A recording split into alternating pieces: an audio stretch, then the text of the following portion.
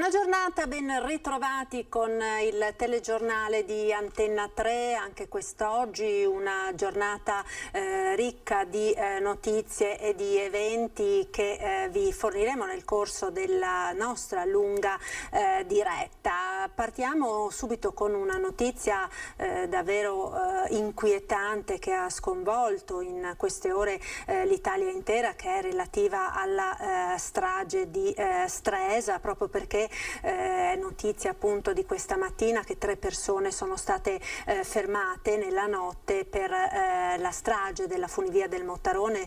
Si tratta del proprietario della società che gestisce l'impianto, il direttore, il capo operativo del servizio.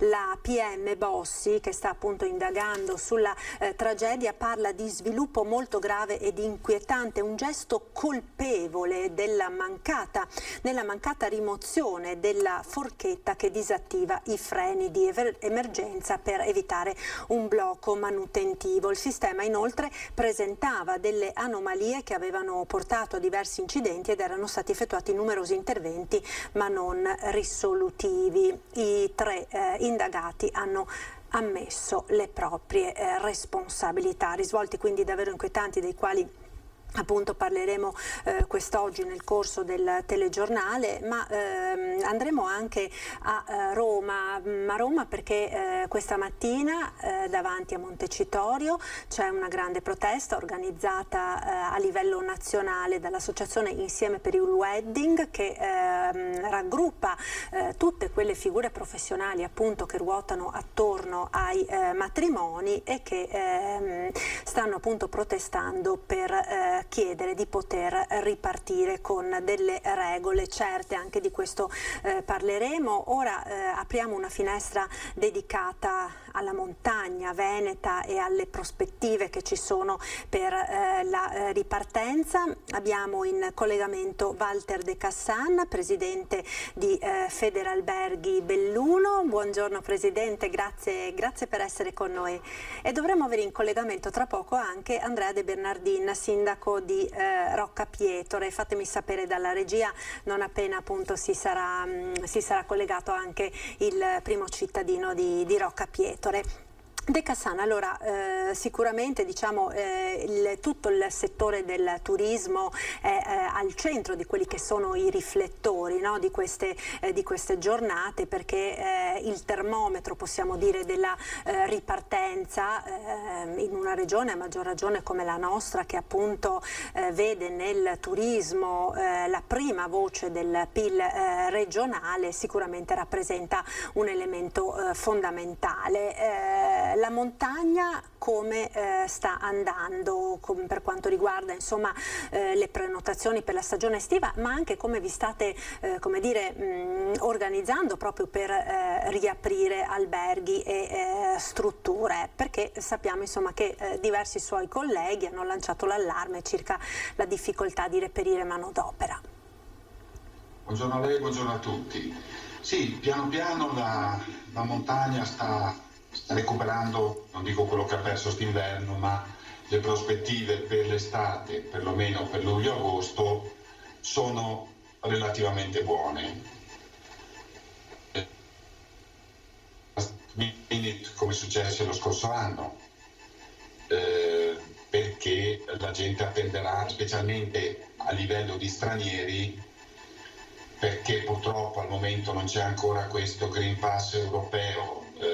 Gli stranieri hanno bisogno, non c'è più bisogno per fortuna della quarantena all'arrivo in Italia, ma c'è bisogno della compilazione di un modulo e del tampone prima della partenza, che è già qualcosa in più rispetto a quello che erano i 5 giorni di quarantena. È ovvio che dovremo avere, come sempre in estate, un aiuto anche dal tempo, perché se continua il monsone, la stagione delle piogge di questo periodo, speriamo che cambi, ma è chiaro che la vacanza in montagna non sarà molto appetibile. La seconda incognita è quella effettivamente del personale, di dipendenti. Sì, il problema si sta ponendo, perché molta gente in questo periodo, chi ha cercato di ricollocarsi altrove. Perché ricordiamoci che tanti settori economici italiani in questi 14-15 mesi hanno proseguito regolarmente il proprio lavoro, alcuni anche con aumenti di fatturati, di lavoro, eccetera, quindi di conseguenza anche spesso bisogno di manodopera, di forza lavoro.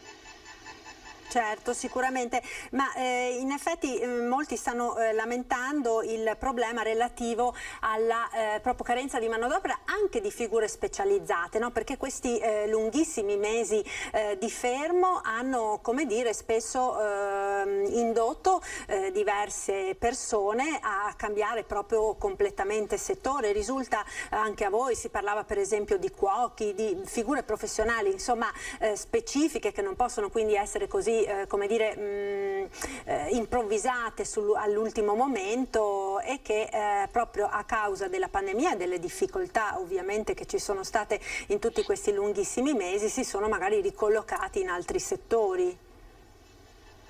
Esatto, proprio quello che dicevo prima, che tanta gente si è ricollocata e quindi vedo anche, sento anche altri colleghi, di solito tra aprile e maggio agli alberghi arrivano curriculum di gente che cerca lavoro, ma quest'anno, a differenza degli anni scorsi, purtroppo non ce ne sono. E il problema non è solo della montagna, ma in Veneto sento che è parecchio generalizzato purtroppo. Quindi potremmo avere anche delle problematiche sotto questo livello. Certo, sicuramente. E c'è un altro aspetto, no? Ne parlavamo in apertura relativo a quanto accaduto a Stresa, alla tragedia di Stresa. Ovviamente questo ha avuto un impatto psicologico, no? sulla popolazione grande. Voi avete dei timori per quanto riguarda appunto la nostra montagna? Non credo. Non è un settore che mi compete, quello degli impianti a fune, però so che la sicurezza viene prima di tutto. Ci sono stati degli incidenti nel corso della storia di questi ultimi 40 anni per varie motivazioni, però mi sento in dovere di rassicurare completamente perché so che la manutenzione e il controllo degli impianti viene prima di tutti. Tra l'altro in questi mesi di chiusura so che molti impianti hanno fatto anche delle ricognizioni straordinarie sull'efficienza e specialmente sulla sicurezza degli impianti. Ecco, De Cassan, per quanto riguarda i numeri, diciamo, delle strutture ricettive della montagna veneta, lo scorso anno abbiamo visto come proprio a causa della situazione di difficoltà, parliamo dell'estate naturalmente, alcune strutture avevano proprio deciso di non aprire nemmeno, no? Quest'anno invece come sono, insomma, le prospettive in questo senso?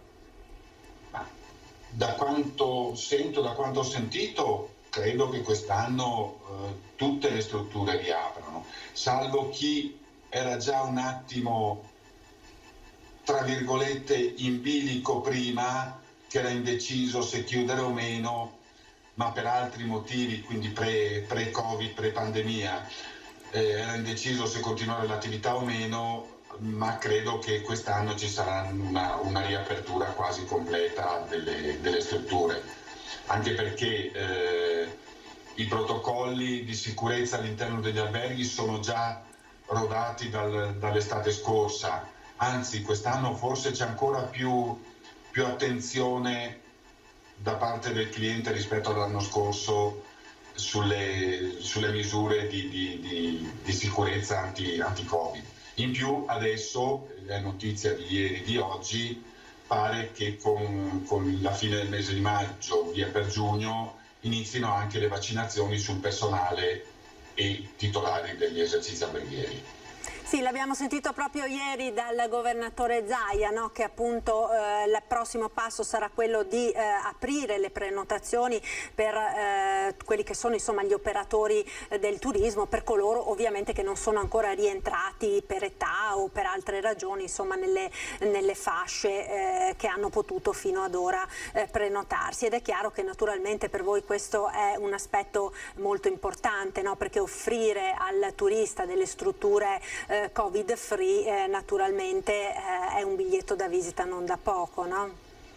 Sì, infatti, perché ricordo che anche l'estate scorsa furono realmente rarissimi i casi di focolai all'interno di alberghi. Mi pare di ricordare uno, forse 2 casi in tutta la provincia di Belluno su 300 rotti alberghi. Diciamo che la percentuale è veramente bassissima. E sulla vaccinazione del personale, dei dipendenti e dei titolari di strutture alberghiere, questa è una cosa che noi avevamo già chiesto tra marzo ed aprile alla Regione, in modo di, come diceva lei prima, di dare sicurezza, perché noi per ricominciare a lavorare bene dobbiamo dare sicurezza al cliente. Ecco, vedo intanto dalla regia, mi fanno vedere nel preview che si è collegato con noi anche Andrea De Bernardin, sindaco di Roccapietore. Buongiorno sindaco, grazie per essere con noi. Sindaco di Roccapietore, protagonista nelle ultime ore di uno sfogo, possiamo definirlo così, sindaco, in seguito al Giro d'Italia, no? Sappiamo che il Giro, la Carovana Rosa, ha aperto, diciamo, questa nuova finestra importante di visibilità sulle Dolomiti, sulle nostre montagne. Il cambio quindi a causa del maltempo del percorso della tappa ha di fatto escluso Roccapietore dal circuito. Lei insomma si è abbastanza come dire arrabbiato per questo, no?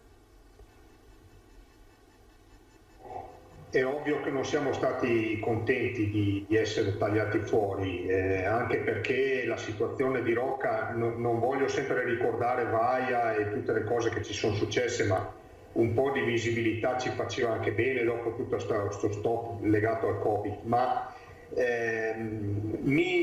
resto sempre un po' perplesso sullo stile che ha il Giro d'Italia. Loro ti impongono il fatto che passano senza nemmeno chiedertelo, poi di colpo decidono che non è più il momento di passare perché delle problematiche interne alla loro organizzazione, così è stato deciso. Va bene, posso anche capirlo. Non sarebbe stata male una telefonata anche a me, magari per dirmi ci dispiace tanto, ma purtroppo un po' di spiegazione, tutto sarebbe stato ricondotto magari a una comprensione maggiore. Certo è che noi avevamo mosso il gruppo di protezione civile, il gruppo del soccorso alpino, continui contatti con la caserma dei carabinieri, l'ordinanza di apertura del COC, centro operativo comunale, per attivare il gruppo di protezione civile, le riunioni con la prefettura, una sostanziale nervosismo quasi nel cercare di fare tutto bene, chiudere le intersezioni, i bivi, stare attento, perché poi alla fine la responsabilità è sempre sulla comunità locale e il suo sindaco. Mi sono sentito un attimino così dimenticato, ecco, hanno deciso di non passare, fatemi uno squillo, ditemi il motivo e noi capiamo tutto. A volte si pensa sempre che sia un valore aggiunto il Giro d'Italia per il territorio. Io credo anche che invece la Marmolada e il Passo Feraia sia un valore aggiunto per il Giro, e questo spero che se lo ricordino nei prossimi anni, insomma.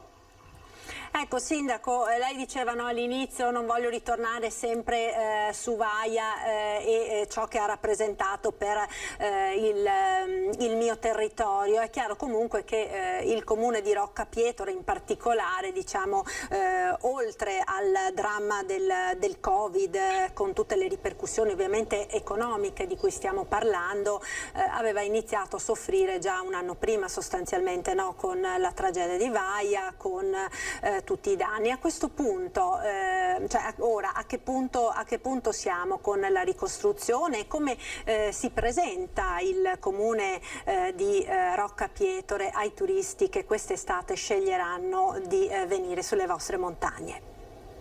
Questo è il nostro grande obiettivo, la nostra grande sfida, cioè sistemare tutto quello che avevamo prima nel migliore dei modi e poter ripartire a testa alta con un turismo ancora più di qualità, secondo il mio punto di vista, perché nel male Vaia ci ha dato anche una notevole visibilità, non solo a livello veneto ma a livello nazionale. Credo che di questa visibilità Rocca e il suo territorio turistico debbano trarne profitto, perché adesso siamo più conosciuti di prima. Detto questo, i lavori sono tantissimi, abbiamo circa 83 cantieri che devono partire o che sono già partiti o che partiranno, una cifra di investimento davvero importante, perché parliamo di oltre 100 milioni di euro sull'idrogeologico, sugli argini, sui ponti, sulle briglie, sulle situazioni degli schianti, come stiamo vedendo adesso. Insomma, abbiamo tantissime cose da sistemare. Io credo che alla questione del giro, che poi risulta minimale rispetto ai problemi che abbiamo, ci sia da tenere presente invece questa nostra ricostruzione per una ripartenza. Il territorio è bellissimo, il territorio è uno dei più belli delle Dolomiti, e io credo che una volta che abbiamo sistemato il lago di Alleghe, i serrai di Sottouda, la pista ciclabile come era prima, tutte quelle cose che di difesa anche dei villaggi, possiamo davvero ripartire con un... Ecco, quanto ci vorrà De Bernardin per ritornare a vedere queste meraviglie della natura e questi servizi anche per il turismo come erano prima?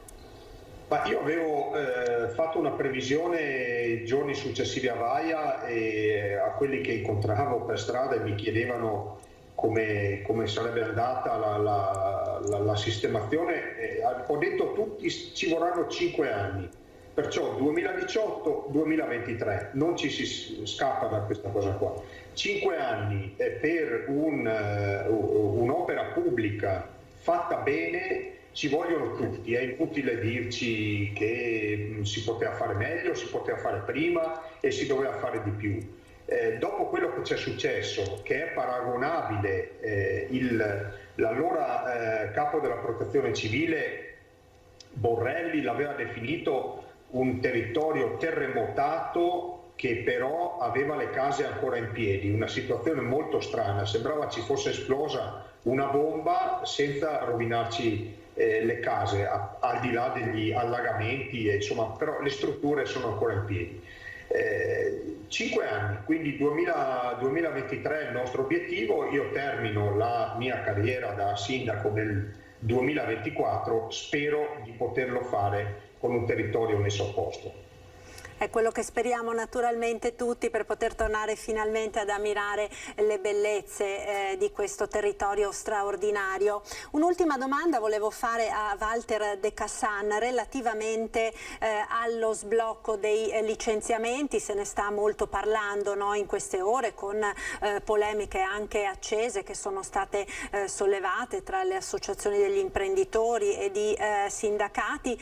Voi come diciamo operatori del turismo, che sicuramente siete stati tra i più colpiti dalla crisi economica conseguente alla pandemia, come vi ponete di fronte a questa situazione? Intanto saluto il sindaco Andrea, sindaco di Rocca, ma diciamo che la questione in provincia di Belluno non è così problematica come può essere altrove. Perché? Perché qui parliamo di contratti a tempo indeterminato, probabilmente, quasi sicuramente. Quindi in provincia di Belluno, essendo una zona a lavoro stagionale, nel 95-98% dei casi i dipendenti sono assunti stagione per stagione e non a tempo indeterminato. Quindi diciamo che il problema ci tocca relativamente in maniera marginale. Quindi diciamo per voi è più importante l'aspetto relativo agli ammortizzatori sociali, insomma nella fascia tra una chiamata e l'altra, no? Esattamente, questo è importante, che ci siano più, che sia garantita la disoccupazione nel periodo tra l'estate e l'inverno e tra l'inverno e l'estate, che non la questione sblocco dei licenziamenti, perché ripeto, gran parte delle imprese alberghiere della provincia di Belluno hanno personale di tipo stagionale e non di tipo a tempo indeterminato. Certo, allora io vi ringrazio per essere stati con noi, grazie a Walter De Cassanna, presidente di Federalberghi Belluno, e Andrea De Bernardin, sindaco di Rocca Pietore. Buon lavoro naturalmente per questa stagione che sta per cominciare, un saluto, io do ora la linea alla regia per qualche istante di pubblicità. Saluti, a tra poco, restate con noi.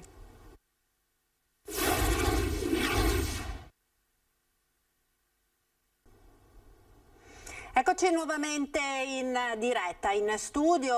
Ora andiamo a Roma, ci colleghiamo con piazza Montecitorio, dove c'è Mauro Adami di Insieme per il Wedding, perché quella di oggi è una giornata... Buongiorno Mauro, grazie per essere con noi. Allora, quella di oggi è una giornata particolare per tutti gli operatori del mondo del wedding, quindi di tutto quel mondo di attività che ruotano attorno ai matrimoni e alle cerimonie, che hanno deciso di incontrarsi e di manifestare a Roma in piazza Montecitorio. Perché, Adami, questa manifestazione?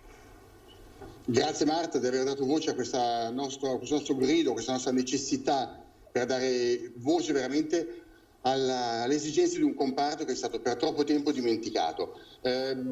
Dopo 14 mesi, 15 mesi di inattività, i matrimoni, che peraltro sono arrivati ormai a una stagione caliente, perché a maggio-giugno sappiamo che i matrimoni ripartono alla grande in tutta Italia, abbiamo avuto soltanto, dopo varie estenuanti battaglie che ci hanno visto presenti, scendere in piazza più volte negli ultimi mesi, soltanto la settimana scorsa abbiamo avuto la data certa, 15 giugno.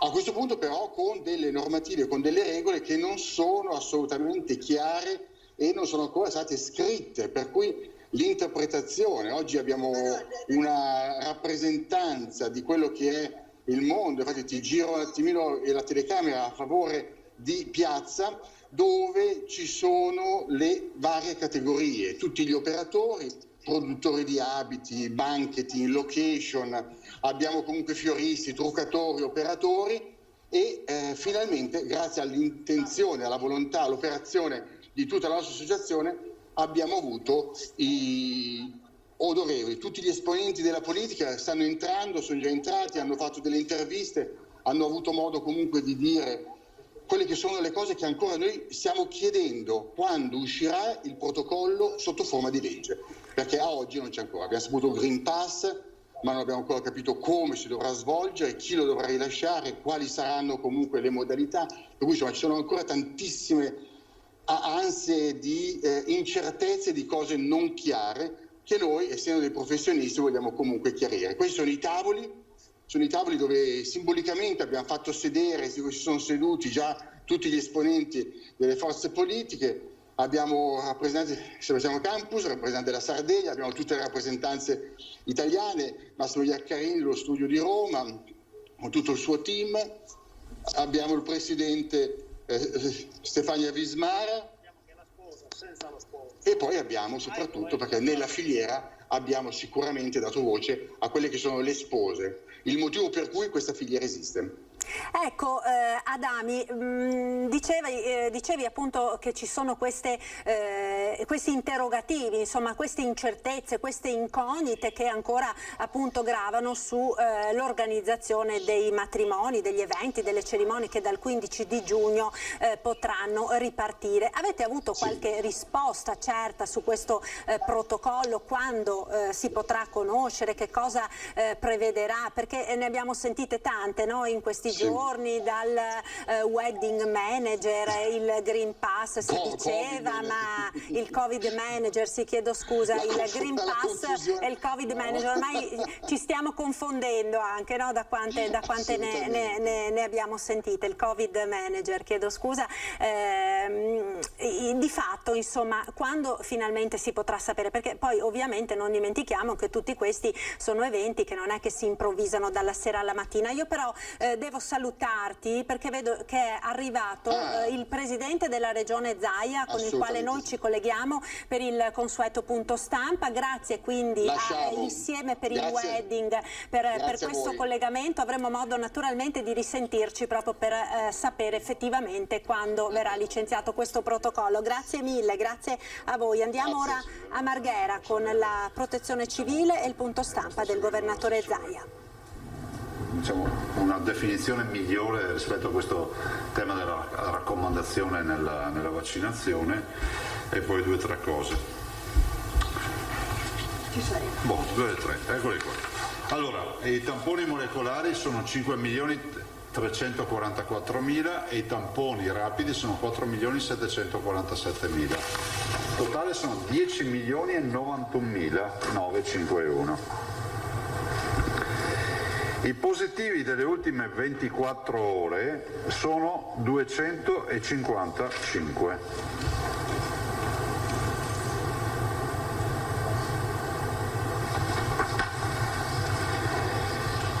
255 positivi su 34.754 tamponi, vuol dire lo 0,73 di incidenza.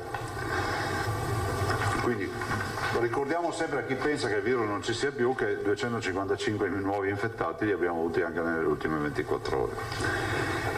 I positivi dall'inizio della pandemia sono 422.488. I positivi di oggi, cioè quindi quelli che sono positivi isolati, sono 9.007, vedete questo è un dato che continua a calare, 9.704. Calano anche le presenze in ospedale in maniera fra l'altro importante, forse oggi queste ultime 24 ore rappresentano la giornata con più calo, 773 ricoverati, meno 60.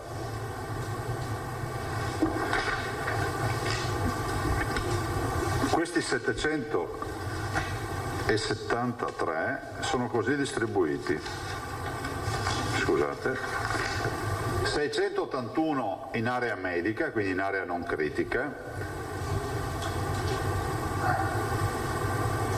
e 92 in terapia intensiva, quindi 57 in area medica che vengono dimessi e 3 in terapia intensiva. Le terapie intensive peraltro, sommate le terapie intensive non Covid, che sono 331, fanno 423 in totale le terapie intensive allestite oggi.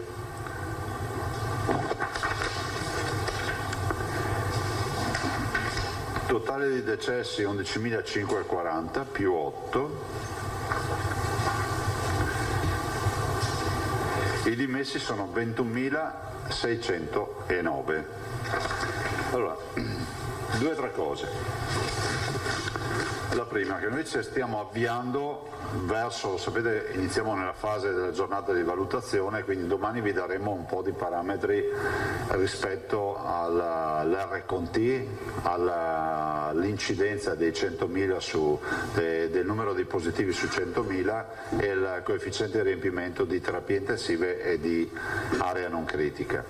Vi ricordo che tutti i venerdì c'è la valutazione, però insomma abbiamo ragionevoli motivi di pensare di confermare, diciamo, il nostro trend e quindi di andare verso la terza settimana, che dovrebbe essere quella decisiva rispetto al fatto che si vada in zona bianca. Se confermeremo il parametro importante di essere sotto i 50 di incidenza su 100.000 abitanti, e dai dati che avete visto in questi giorni insomma ci siamo, è verosimile che si possa andare in zona bianca dal 7 di giugno.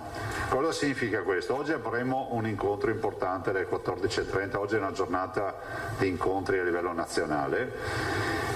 perché zona bianca dobbiamo capirci anche su cosa intendiamo per zona bianca. Allora, io vi dico qual è la mia posizione e cosa porto in riunione.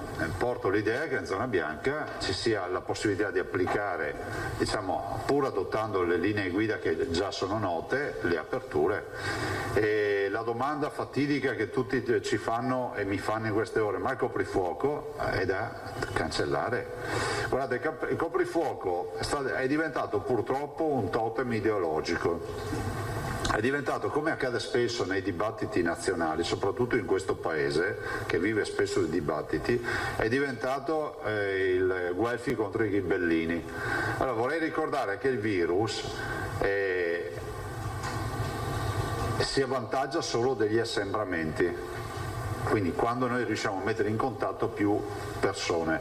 Allora, è innegabile che i contatti maggiori avvengano durante le ore diurne, dalle 5 del mattino alle 11 di sera, che è l'ora del coprifuoco, dove noi ci assembriamo nei mezzi di trasporto, nei posti di lavoro, nelle scuole, in altri edifici. Pensare che il virus sia più aggressivo dalle mezzanotte alle 5 del mattino mi viene da ridere, anche perché le forme di assembramento oggi in quegli orari lì sono veramente ridotte quasi a zero. Considerate che ad esempio tutti i locali notturni sono comunque non autorizzati nell'apertura, cioè quindi non abbiamo neanche la scusa di dire ma ci sono discoteche aperte, per dire. Quindi io ci vedo solo un problema nel mantenere il coprifuoco. E attenzione, non deve essere letta come è sparito il coprifuoco e non abbiamo più il problema del virus. Il virus c'è, bisogna non abbassare la guardia, però la comunicazione internazionale risulterebbe devastante spiegare al mondo intero che il coprifuoco resterà fino al 21 di giugno, come previsto dal decreto, e quindi la zona bianca di fatto non porta a casa nessuna utilità dall'essere zona bianca rispetto alle altre zone. Quindi sul coprifuoco la nostra posizione è chiara e cercheremo di capire oggi quali saranno le posizioni dei colleghi, però è pur vero che, fra l'altro, penso insomma che possa essere anche sufficientemente condivisa la nostra posizione. Abbiamo ad oggi fatto 2.616.000 vaccinazioni, esattamente 2.616.800 vaccini. E nelle ultime 24 ore abbiamo fatto 26.230 inoculazioni. Considerate che siamo a secco di vaccini perché abbiamo un magazzino con poca roba. Oggi dovrebbe arrivare Pfizer, se non arriva siamo in secca ormai, come accade in tutti i mercoledì. Sapete che le giornate più critiche sono dal mercoledì al giovedì. Voglio fare gli auguri a due signore, la signora Gina Casarin di Mestre che fa 100 anni oggi, quindi facciamo gli auguri di buon compleanno, e la signora Santa Cagnato di Roncade che oggi ne fa 102, quindi auguri alla signora Gina Casarin e alla signora Santa Cagnato. Vi dico quello che vi posso dire, che ci stiamo interessando della vicenda del signor Marco Zennaro, Sudan.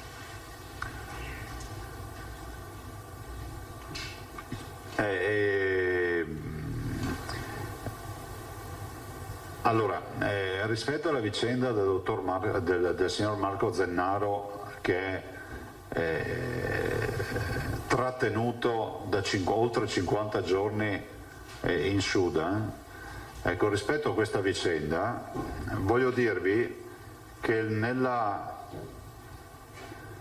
di dare comunicazione, ma anche di rispettare alcuni aspetti riservati, dico che ho avuto più interlocuzioni con il ministro Di Maio, che ho trovato a parte disponibile, ma anche, diciamo, informato, quindi non ho trovato un terreno vergine, come a volte capita, no? Che tu chiami in giro, chiami qualche ufficio a Roma e dici adesso mi informo, no. Posso dire, tra i tanti ragionamenti che abbiamo fatto in queste ore, posso dire che è aumentata l'attività rispetto a questo caso per una possibile soluzione, Posso dire che il quadro è abbondantemente definito, quindi è ben chiaro di cosa stiamo parlando, del fatto che lui è stato trattenuto, del fatto che aveva fatto un primo versamento, diciamo una sorta di cauzione, fideiussione, e poi è stato ritrattenuto in carcere. Speriamo di portare a casa questo Veneto velocemente. Tutte, diciamo, le forze sono dispiegate per far sì di raggiungere l'obiettivo. Confermo che col Ministro ne abbiamo parlato in più occasioni e confermo anche che il Ministro ha dimostrato disponibilità, e quindi c'è anche un clima sereno nell'affrontare assieme tutta questa partita. Non posso aggiungere altro, però vi prego di credere che la stiamo seguendo, a parte il fatto che non dobbiamo giustificarci con nessuno, ma penso anche ai familiari, ve lo dico, penso ai familiari, all'angoscia, anche ai tanti amici che mi hanno chiamato di Marco Zennaro. Penso che sia giusto dare un minimo di informazione. L'informazione è: siamo sul pezzo, lo è il Ministro, è il sottoscritto, e diciamo che sono attivate tutte le forze che si potevano attivare per cercare di chiudere questa partita, anche in loco, punto. Non posso aggiungere altro. Se avete domande, signori. Filippo Tosatto. Sì, buongiorno.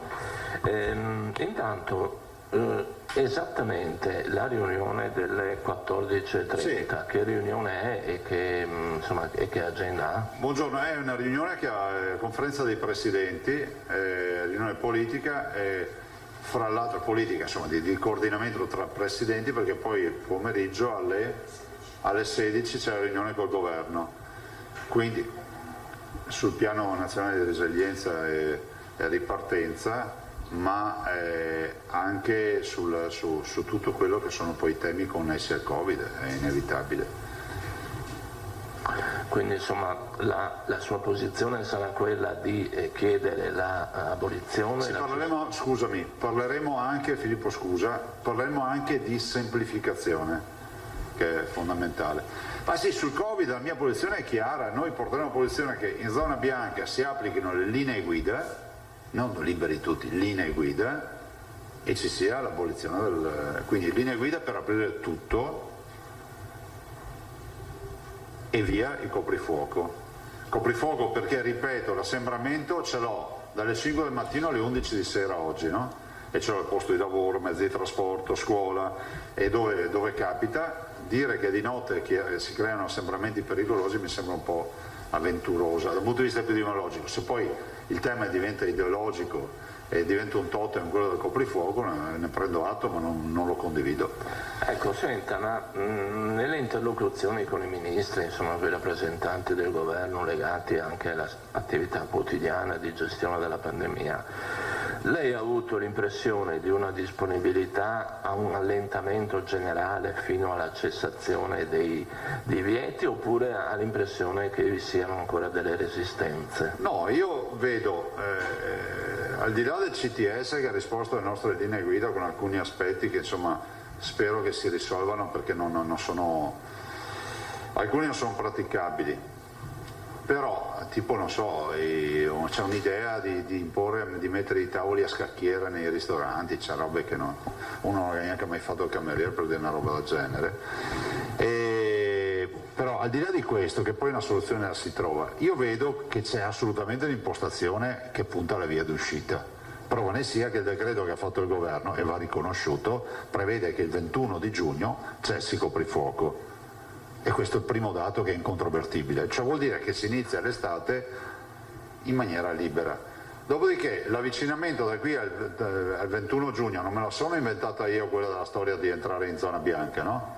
Se poi abbiamo parametri da zona bianca come Veneto dal 7 giugno, è giusto dire ai veneti che in zona bianca in teoria dovremmo avere un approccio diverso da quella gialla o arancione o rossa, secondo logica, e la nostra logica è quella di aprire. perché se non apri in zona bianca che zona dobbiamo fare? La trasparente? No, ecco, a questo proposito, siccome magari non tutti hanno presenti quali sono le caratteristiche della zona bianca, come si può riassumerla? Ma fondamentalmente la zona bianca è il ritorno alla normalità, ovviamente sempre con un tema di salvaguardia e di senso di responsabilità. Cioè, l'appello che io faccio ai cittadini non è che arriva la zona bianca, ragazzi, festa, come dice il canale, festa grande, no? Cioè, assolutamente no. Però zona bianca in teoria è il punto di arrivo. Nella classifica delle zone la zona bianca è l'ultimo livello, dopodiché non c'è altro. Quindi se arrivo in zona bianca che ho meno di 50 contagiati su 100.000 abitanti a settimana, vuol dire che i nostri cittadini potranno tornare alla normalità, sapendo che dovranno usare la mascherina, l'igiene delle mani, evitare gli assembramenti. Punto. È quello al quale puntiamo. Guardate, noi siamo una comunità turistica, cioè comunicare al mondo intero che abbiamo il coprifuoco non è, cioè, pensate, rovesciamo il concetto. Se il 7 giugno comunicassimo al mondo intero che non c'è più il coprifuoco, avete presente cosa significhi a livello di prenotazioni turistiche, di ripartenza, di dare un segnale? E dopo dobbiamo dire anche ai cittadini che questo segnale lo si deve anche al fatto che qui le vaccinazioni funzionano e che coloro che sono stati vaccinati non si avvicinano più agli ospedali. Peraltro stamattina parlavo con i direttori e ne viene fuori che i quarantenni stanno ancora incazzando per volersi vaccinare. Se arrivassero ancora più vaccini apriremo ancora più spazi in agenda. Confermiamo che dalla prossima settimana, ma vi daremo informazioni più dettagliate, partiamo con gli operatori turistici. Però vi dovremo dare informazioni più dettagliate quando abbiamo risolto il problema anche dei vaccini. Ecco, le chiedo un'altra cosa che arriva da 2 o 3 lettori che chiedono questo. Cioè loro dicono, se noi contattiamo dei medici per una visita o per degli interventi, oppure anche degli operatori sanitari per riabilitazioni eccetera eccetera eccetera, come facciamo a sapere che non si tratti di Novax? Visto che ci sono 6.000 dipendenti del sistema sanitario che non sono coperti da vaccino e almeno in parte rifiutano il vaccino. Allora, partiamo da un presupposto. Qui c'è un tema per rispondere che riguarda anche la privacy, no? Cioè non è che tu puoi mettere un bollino su a uno, cioè premesso che uno dovrebbe dichiararsi. Ma lasciamo perdere questo. Però c'è una prerogativa, che il vaccinato o il non vaccinato, entrambi devono portare la mascherina. Cioè non è che uno va dal medico, il medico lavora senza mascherina perché si è vaccinato. Quindi la tutela comunque ci deve essere sempre, perché ricordo che il vaccinato, abbiamo fatto una discussione anche ieri mattina, non tra di noi ma con un'altra persona, il vaccinato in linea di principio non sviluppa più le patologie che possono essere causate dal virus, ma può diventare vettore del virus, cioè può prendere il virus e trasmetterlo ad altri, ma non si ammala. Quindi il vaccinato deve portare la mascherina. Dopodiché mi chiedete, è un diritto del assistito sapere se il medico che lo cura, l'operatore, è vaccinato o no? Io penso che sia un suo diritto, però qui c'è un tema di privacy che in un paese come l'Italia c'è più facile far dritte le banane che risolvere questo problema qua. Quindi, però la faremo una verifica. Una verifica in che senso? Dal punto di vista proprio giuridico, perché se questo è un quesito che fanno i cittadini per vostro tramite, è corretto dare una risposta. Anzi, lo porrò oggi alla riunione, ne parliamo oggi in riunione con i colleghi. Un altro casino. Sicuro? La ringrazio. Prego. Buoso, Ansa, Alda avevi e Van successivamente. Volevo tornare sul tema dei vaccini nei luoghi di vacanza e operatori. Pare che il generale Figliuolo abbia dimostrato una certa apertura negli ultimi sviluppi di tutto questo dibattito. A voi risulta, c'è la possibilità di... No, io non ho mai parlato con il generale, ma vorrei ricordare, la conferenza dei presidenti si riunisce e discuterà anche di questo tema. Il Veneto lo pone perché insomma il Veneto vive di turismo, quindi è logico che lo ponga per primo il Veneto, che l'abbia proposto per primo il Veneto. Il coordinamento nazionale col commissario è fondamentale perché bisogna interconnettere tutte le realtà per lo scambio di informazioni. Però io lo trovo un fatto di civiltà, insomma, se riuscissimo a farlo, considerate che uno dei fattori limitanti non è solo quello del certificare la venuta vaccinazione di un cittadino che non è del tuo territorio, ma il vero fattore limitante, per non far finta di non vederlo, è che mancano i vaccini. Perché forse ci mette a meno a dire, guardate signori, non lo possiamo fare perché non ci sono i vaccini. Per gestire un movimento del genere bisogna avere un magazzino più elastico di quello che abbiamo oggi. Però è anche vero che uno potrebbe dire apriamo agende vaccinali con la seconda dose dedicate al turista che si prenota prima, sa se riuscirà a farlo oppure no. Anche questa potrebbe essere una soluzione. Tanto abbiamo tutti il sistema, la piattaforma informatica più o meno uguale, quindi non c'è problema. Ti basta? Grazie. Alda Vanzan. Buongiorno Presidente. Buongiorno. Quindi dalla prossima settimana si parte con gli operatori turistici mantenendo dai 40 in su e una casellina in più per gli addetti di tutto il comparto. E poi la categoria 4. Che c'è già? Sì. Va bene. Che continua ad esserci. Abbiamo prenotato in 12.000 l'altro giorno dopo la conferenza stampa. Ok. I centri estivi mi ricorda l'assessore, assieme ai turisti, sia agli operatori. Circa il centinaio, 100.000 persone? Sì, più o meno. Va bene.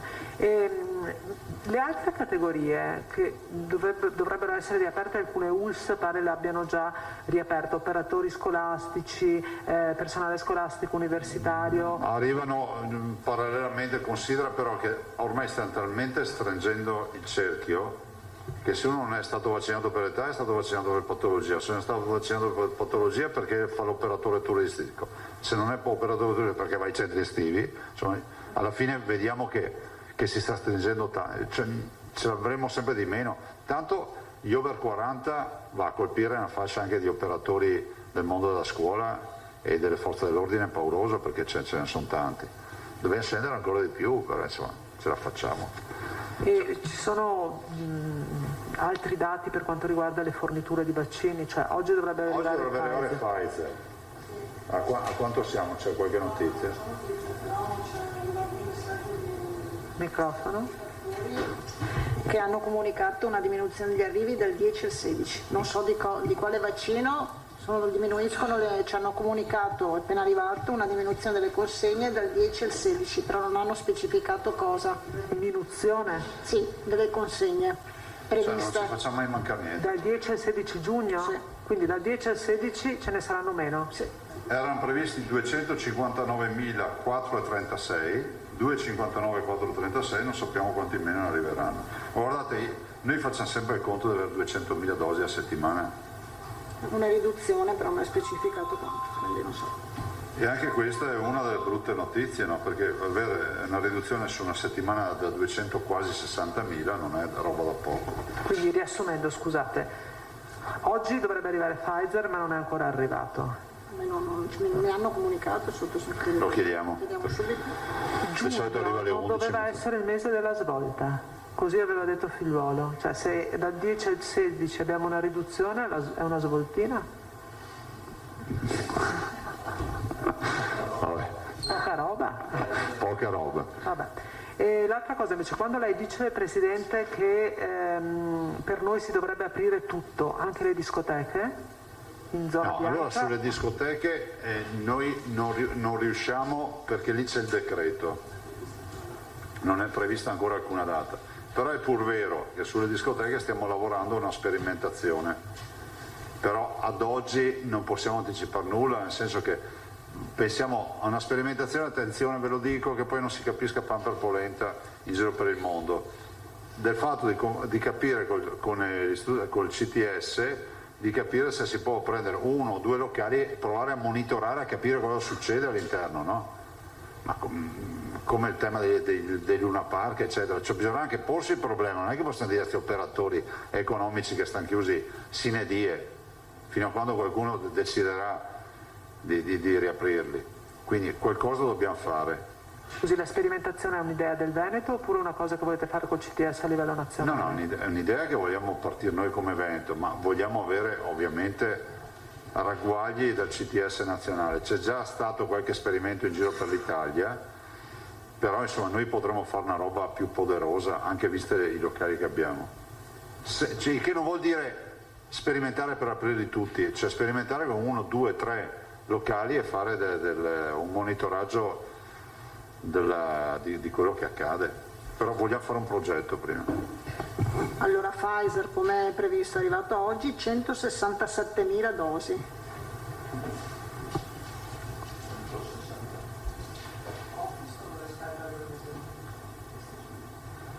Queste? E altri vaccini sono arrivati questa settimana? No, sì, l'altro ieri, Moderna, 2 giorni fa. Mi sembra che lunedì erano arrivate 29.000 di Moderna e 10.000 di AstraZeneca, erano quelle. Ma sentite, questo è il contratto europeo e il rapporto che abbiamo con queste big pharma che mandano. Altro? Altre domande, colleghi? A posto. Grazie, scusate se ho voluto intervenire autonomamente sulla vicenda che non è Covid del signor Zennaro, però ritenevo utile che fosse dato anche un messaggio, un minimo anche ai tantissimi che hanno chiamato, e quindi ci tenevo in particolar modo. Adesso risentirò il ministro Di Maio anche oggi e vedremo di capire come ne veniamo fuori. Grazie e buon lavoro. Noi ci siamo domani e venerdì no. Venerdì si inaugura la Pedemontana e quindi domani sì e venerdì no. Grazie. Buon lavoro. Ecco, allora è finita, è terminata pochi istanti fa, avete sentito la conferenza stampa del Presidente della Regione del Veneto Luca Zaia. Ricapitoliamo quindi insieme alcuni dei dati che sono stati forniti quest'oggi relativamente all'andamento del contagio. I nuovi positivi nelle ultime 24 ore in Veneto sono 255 con un tasso di incidenza di 0,78%. In Veneto sono 9.704 ad oggi, insomma, le persone positive al Covid in isolamento. Il notevole calo nella giornata di oggi, forse il più consistente che si sia visto nell'ultimo anno, ha detto il Presidente Zaia, è quello relativo ai ricoveri. Negli ospedali veneti per il Covid ci sono 773 persone, meno 60 rispetto a ieri, 681 in area non critica, meno 57 e 82 in terapia intensiva, meno 3. Complessivamente, calcolando anche le persone che sono ovviamente ricoverate in terapia intensiva non a causa del Covid, l'occupazione delle terapie intensive appunto in Veneto è di 423 posti. I decessi nelle ultime ore sono stati 8. Questi quindi i dati relativi all'andamento del contagio dell'epidemia, dati che ragionevolmente, ha detto il governatore del Veneto Luca Zaia, ci fanno presupporre che dal 7 di giugno potremo entrare in zona bianca, se appunto anche per la prossima settimana il Veneto resterà con 50 contagi al di sotto dei 50 contagi ogni 100.000 abitanti per una settimana. Sarebbe quindi la prossima la terza consecutiva, cosa che quindi ci farebbe entrare in zona bianca. Che cosa significhi esattamente la zona bianca e che cosa questo comporti lo sapremo ovviamente nelle prossime ore. Oggi pomeriggio è in programma la conferenza delle regioni, poi un incontro con il governo. Rimangono infatti ancora degli interrogativi. La posizione del Veneto, ha detto il governatore Zaia, è quello dell'apertura di tutte le attività appunto per la zona bianca e della eliminazione del coprifuoco. Ovviamente rimane l'obbligo della mascherina, del distanziamento e dell'igiene. Poi sarà da vedere appunto in base a quanto verrà stabilito dal governo se il coprifuoco verrà appunto eliminato oppure se rimarrà fino al 21 giugno come invece è previsto dal decreto precedente. Per quanto riguarda le vaccinazioni, sono in arrivo nuove dosi, anche se in misura inferiore rispetto alle aspettative. Avete sentito appunto poco fa l'ha comunicato l'assessore Lanzarin, sono arrivate oggi proprio 167.000 dosi Pfizer, 29.000 di Moderna e 10.000 di AstraZeneca erano invece arrivate lunedì, per cui si sta procedendo in questo senso. Un calo di consegne, questa è anche la novità di oggi, è stato comunicato alla Regione Veneto, ci sarà tra il 10 ed il 16 di giugno. Di quante dosi ancora questo non è dato sapere, quindi insomma la campagna vaccinale procede ma non così spedita come si potrebbe fare, vista appunto questi ritardi, questa carenza di consegne di dosi vaccinali. Passiamo ora alla politica, alla discussione politica sulla gestione della seconda ondata del Covid. Ne abbiamo parlato più volte, lo sapete, c'è una commissione di inchiesta regionale, c'è un forte scontro e dibattito politico su questo tema. Se ne è parlato ieri sera nel corso di Ring. Vediamo quindi un estratto della trasmissione.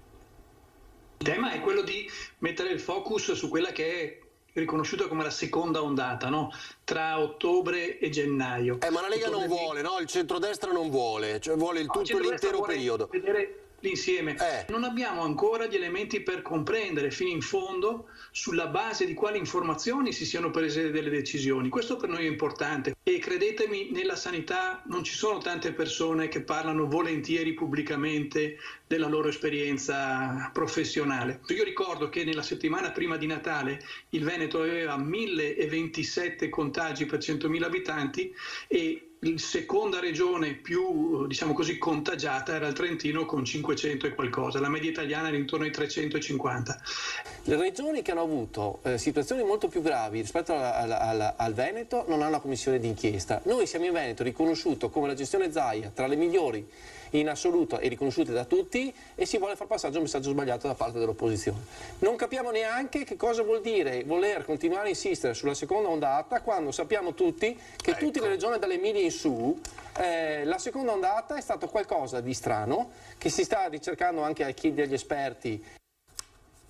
Ecco, allora questo l'estratto dunque della trasmissione di Ring di ieri sera. Abbiamo una notizia di cronaca ora relativa all'incidente, di cronaca giudiziaria relativa all'incidente che ha visto coinvolto il campione paralimpico Alex Zanardi. Questa mattina anche la moglie era presente in aula, Daniela Manni, in tribunale a Siena per l'udienza davanti al GIP chiamato a decidere sull'inchiesta per l'incidente nel quale, lo ricordiamo, quasi un anno fa, il 19 giugno, è rimasto gravemente ferito l'ex pilota di Formula 1. La procura ha chiesto di archiviare la posizione dell'unico indagato per lesioni colpose, l'autista del camion, assente questa mattina a Palazzo di Giustizia, contro cui andrò a scontrarsi Zanardi mentre percorreva con la sua handbike la statale 146 a Pienza. La procura non ha ravvisato alcun nesso causale tra la condotta tenuta dall'autista, che era alla guida dell'auto articolato, e la determinazione del sinistro stradale. La famiglia Zanardi si è invece opposta alla richiesta di archiviazione, attribuendo efficacia causale alla condotta del conducente del camion e sostenendo che il parziale superamento della linea di mezzeria da parte dell'auto articolato abbia determinato la manovra di sterzo a destra di Zanardi, dalla quale poi sarebbe conseguita la perdita di controllo dell'handbike. Il GIP di Siena si è riservato la decisione e appunto la famiglia dell'ex pilota, opponendosi all'archiviazione chiesta dalla Procura, ha avanzato la richiesta di nuovi accertamenti tecnici sulla dinamica dell'incidente. E torniamo ora a parlare di ripartenze che per Treviso, soprattutto per quanto riguarda il turismo, significano riapertura dello scalo aeroportuale. La riapertura è fissata per il 1° di giugno con il primo volo alle 12:25. Sono giornate di grande lavoro nello scalo trevigiano per essere pronti appunto ad intercettare la ripartenza. Sono circa 3.000 le persone che potranno tornare al lavoro. Contenti o preoccupati? No, contenti per la ripresa sicuramente, preoccupati forse per capire e per soddisfare la clientela. Questa è l'aria che si respirava oggi all'aeroporto Canova, una settimana dalla riapertura. Timori in particolare sul tema prevenzione del contagio. Non sappiamo quali saranno, cosa ci aspetta sostanzialmente. Grande attività in tal senso con segnalazioni e tabelle. Tutte le misure che ci hanno impartito dal Ministero della Salute, stiamo monitorando le prenotazioni per vedere quale sarà il carico di lavoro. Una vera e propria macchina da rimettere in moto dopo oltre un anno di fermo. Ce la farete per il 1° giugno? Sicuramente ce la faremo, ce la stiamo già facendo e non abbiamo dubbi che il primo giorno sarà un successo. Primo volo alle 12:25 di martedì 1° giugno verso Cagliari per uno scalo da numeri importanti per passeggeri e posti di lavoro. Il numero che fa fede è di 1.000 posti di lavoro per 1 milione di passeggeri, quindi sono circa 3.000 persone che a vario titolo e diciamo in funzione di quello che fanno hanno a che vedere diciamo con l'aeroporto, con l'attività dell'aeroporto. Ad oggi una pista utilizzata solo da voli privati e per qualche manutenzione, che a breve invece tornerà a pieno regime, innescando anche le inevitabili polemiche con chi ci vive attorno. Cosa dire ai cittadini che invece in questi mesi hanno detto che bene che si sta senza l'aeroporto? Ma mi sembra che siano stati molti quelli che invece hanno sentito una grave mancanza del fatto che mancava poi fisicamente il lavoro per moltissime famiglie. Un concetto ribadito da chi oggi al Canova è tornato a lavorare. Cosa dire a quelli dei comitati? Se uno ha la famiglia da mantenere, il lavoro serve. Tutti vogliamo viaggiare, tutti vogliamo vedere posti nuovi e tutti soprattutto abbiamo bisogno di lavorare, quindi sono del parere che sì, dobbiamo riaprire. E andiamo ora a Venezia, sempre per parlare di ripartenza, perché i 2 grandi eventi che si stanno svolgendo appunto in Laguna, la Biennale Architettura e il Salone Nautico che aprirà nei prossimi giorni, stanno dando un po' di respiro agli albergatori del centro storico che sono stati tra i più penalizzati appunto della nostra regione, ma il cammino comunque verso la ripresa sarà lungo, dicono. Sentiamo. Biennale Architettura e nel prossimo weekend l'apertura del Salone Nautico. Sono questi i primi segnali, ancora in fase iniziale, di ripresa economica del turismo a Venezia. Gli alberghi cominciano timidamente a riaprire. È stata importante l'apertura della Biennale Fisica, è stata importante la prevista apertura del Salone Nautico in forma fisica, ringraziamo il Presidente della Biennale, ringraziamo il nostro Sindaco Brugnaro, però il tasso di occupazione sarà basso. Posso pronosticare circa un 25%, massimo 25% di tasso di occupazione, quindi è evidente che è una ripresa claudicante. Però l'importante è che questa apertura di questi 2 eventi segnano la ripartenza, segnano l'inizio di quel percorso difficile che però ci porterà alla normalità. Vediamo la luce in fondo al tunnel. Il direttore dell'Associazione Veneziana Albergatori però mette in guardia: il percorso da affrontare sarà molto lungo. Io penso che arriveremo a circa un 70% degli alberghi aperti per giugno. E poi un po' alla volta apriranno anche altri. Alcuni scavalleranno l'anno, andranno a finire ad aprire al marzo dell'anno prossimo, perché si tratta di alberghi che magari lavoravano con gruppi e quindi non hanno la convenienza ad aprire. Si tratta di una ripartenza però molto difficile e gli aiuti del governo sono definibili come carità pelosa. Lancio quindi questo appello al governo: non ci lasci da sole, le città d'arte sono quelle che hanno maggiormente subito il colpo di questa crisi e hanno bisogno di essere aiutate, perché non è colpa degli imprenditori in questo caso, ma solo un evento imprevedibile quale è quello della pandemia. Torniamo ora a Treviso per parlare di zone degradate, di piccola criminalità, perché nell'area di via Orioli, dopo la violenta aggressione che c'è stata domenica, ha già preso posizione la pattuglia fissa della polizia locale, anche se il comitato storico della zona non vuole che quest'area sia etichettata come il Bronx della città. Vediamo. A distanza di poche ore dall'annuncio del sindaco Mario Conte e del comandante della polizia locale di Treviso Andrea Gallo, la pattuglia fissa dei vigili ha preso posizione in via Orioli, uno dei provvedimenti decisi con forza dopo l'episodio di violenta aggressione di domenica pomeriggio, oltre ad istituire una zona ZTL dotata di telecamera fissa. Una presenza, quella dei vigili, cui il comitato di Porta Altini ha voluto rivolgere un sincero grazie, cercando però di ridimensionare l'accaduto. Secondo loro, infatti, negli ultimi 2 anni la zona è decisamente cambiata e non si può parlare di degrado. Non è un degrado se 2 litigano, ecco. Questa è successo domenica qui, però insomma che non succeda più qualcosa era molto tempo. La zona della Porta Altinia è la zona più popolata del centro storico di Treviso, quindi dove c'è maggiore residenza ci sono anche tutti i commercianti sotto, che ognuno fa la sua, ci sono attualmente per la stazione dei treni, per la stazione del Corriere, dei pullman, dei bus, un flusso continuo per le scuole e tutto quanto. I problemi sono altrove, ma sicuramente no in via Roma. Una delle zone più popolose di Treviso e per questo anche più vivaci.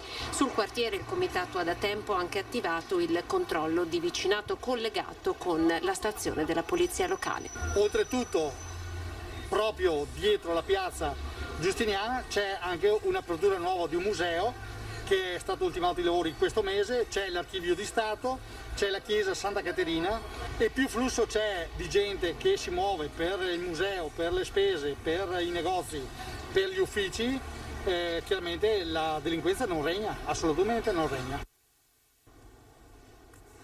E torniamo a parlare di montagna e di impianti di risalita dopo la tragedia di Stresa. Ne abbiamo parlato ieri con l'assessore regionale al turismo Federico Caner. Dopo la tragedia di Stresa, la questione della sicurezza degli impianti di risalita torna in primo piano. In Veneto, causa emergenza Covid, era stata chiesta al Ministero un'ulteriore proroga sulle revisioni degli impianti a fune, oltre a quella già concessa a livello nazionale, che ha rimandato alcuni interventi a fine luglio. Una proroga che molto probabilmente non ci sarà, anche se, ribadisce l'assessore regionale al turismo Caner, questo non significa non fare le revisioni. Il nostro parco impiantistico è molto giovane, quindi le nostre proroghe arrivano addirittura fino al 2039, quindi possiamo anche dire che da una sommaria verifica di quella che è la situazione, noi ad oggi non è arrivata nessuna richiesta di intervento. Per gli impiantisti sono stati stanziati a livello nazionale 430 milioni di euro di ristori per il fermo invernale e ci sono anche dei bandi regionali. Quest'anno abbiamo fatto addirittura un bando da 12 milioni di euro per la costruzione di nuovi impianti, anche in sostituzione di quelli precedenti. Quindi che la situazione in Veneto possiamo dire essere sotto controllo e le revisioni vengono fatte costantemente. Lo sblocco dei licenziamenti a luglio costerebbe al Veneto 30.000 posti di lavoro, ne è convinto Cristian Ferrari, segretario della CGIL del Veneto, un bilancio pesantissimo per il territorio ed è scontro con Confindustria. Confindustria Veneto, con il suo presidente Enrico Carraro, preferisce attendere il prossimo passo dell'esecutivo prima di entrare nel dibattito, perché sullo sblocco dei licenziamenti già a luglio serve il passaggio del Parlamento e i sindacati promettono battaglia. Certo è che i conti per la Regione Veneto sono già stati fatti. Ecco quanto costerebbe limitare il blocco licenziamenti contenuto nel decreto Sostegni bis. Noi abbiamo un potenziale aumento dei licenziamenti economici post moratoria di circa 6.000 licenziati in più ogni trimestre. Annualizzandolo fanno 24.000 licenziamenti solo per tornare ai flussi normali del 2019 ed è una stima anche prudente perché da un lato abbiamo un dato di partenza che sono 8.600 lavoratori che sono già oggi formalmente coinvolti in procedure di crisi aziendali già aperte in Veneto e fino ad oggi congelate ed è la componente più esposta. Dall'altro il nostro calcolo è sottostimato anche per il fatto che parliamo del confronto col 2019 in cui la situazione economica era di gran lunga migliore. Rispetto a 10 anni fa il terziario, il mondo dei servizi, era in grado di accogliere chi usciva dal mondo del lavoro perché licenziato, un settore che il Covid ha però messo in ginocchio. Ecco perché il via libera ai licenziamenti ora sarebbe catastrofico. La nostra economia regionale è stata letteralmente terremotata dal Covid, meno 9% di PIL, meno 10% di investimenti, meno 12% di consumi, meno 8% di export e così via. Su un punto sindacati e industriali sembrano trovare l'accordo. La formazione è necessaria per le nuove sfide della competitività, ma in cassa integrazione la formazione non si può fare. Condividiamo che le attività di formazione e di qualificazione dei lavoratori debbano interessare anche i periodi, ad esempio in cassa integrazione. Ecco, ora andiamo ad Oderzo, abbiamo in collegamento telefonico la collega Lina Paronetto per una vicenda che sta facendo molto discutere. Sono state scoperte mascherine, 1,5 milioni di mascherine dimenticate, abbandonate al Foro Boario. Lina, ci sei? Buongiorno. Buongiorno Marta, buongiorno ai telespettatori, eccomi qua. Sì, sono proprio al Foro Boario di Oderzo dove il rappresentante del Partito Democratico Sandro Martin, qui a Pitergino, ha segnalato questa presenza consistente perché davvero fa un'impressione vedere accatastati decine di bancali di queste mascherine sotto le tettoie del piazzale del Foro Boario dove in realtà è stato un po' di tutto, insomma qui c'è un po' di tutto e lo stesso Martin ci faceva presente, l'abbiamo sentito poco fa, che effettivamente si potrebbe fare un discorso in generale su quello che è lo stato un po' di questa area comunale, ma al di là di questo ci sono queste quasi 1,5 milioni di mascherine realizzate da Grafica Veneta e poi redistribuite non dalla regione, chiariamolo, ma dal commissario straordinario per l'emergenza, allora era qui, che aveva poi destinato alle regioni,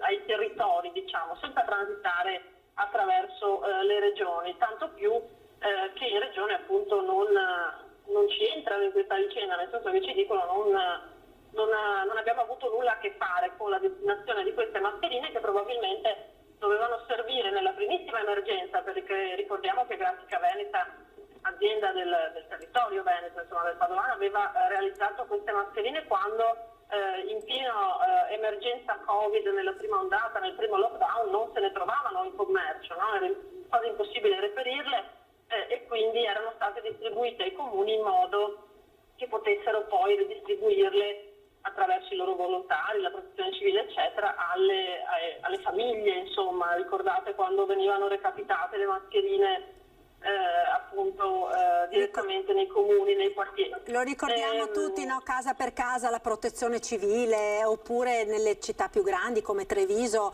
appunto si andava a ritirarlo nei vari punti, insomma, ed era sicuramente un genere, insomma, del tutto introvabile, no? Lo ricordiamo.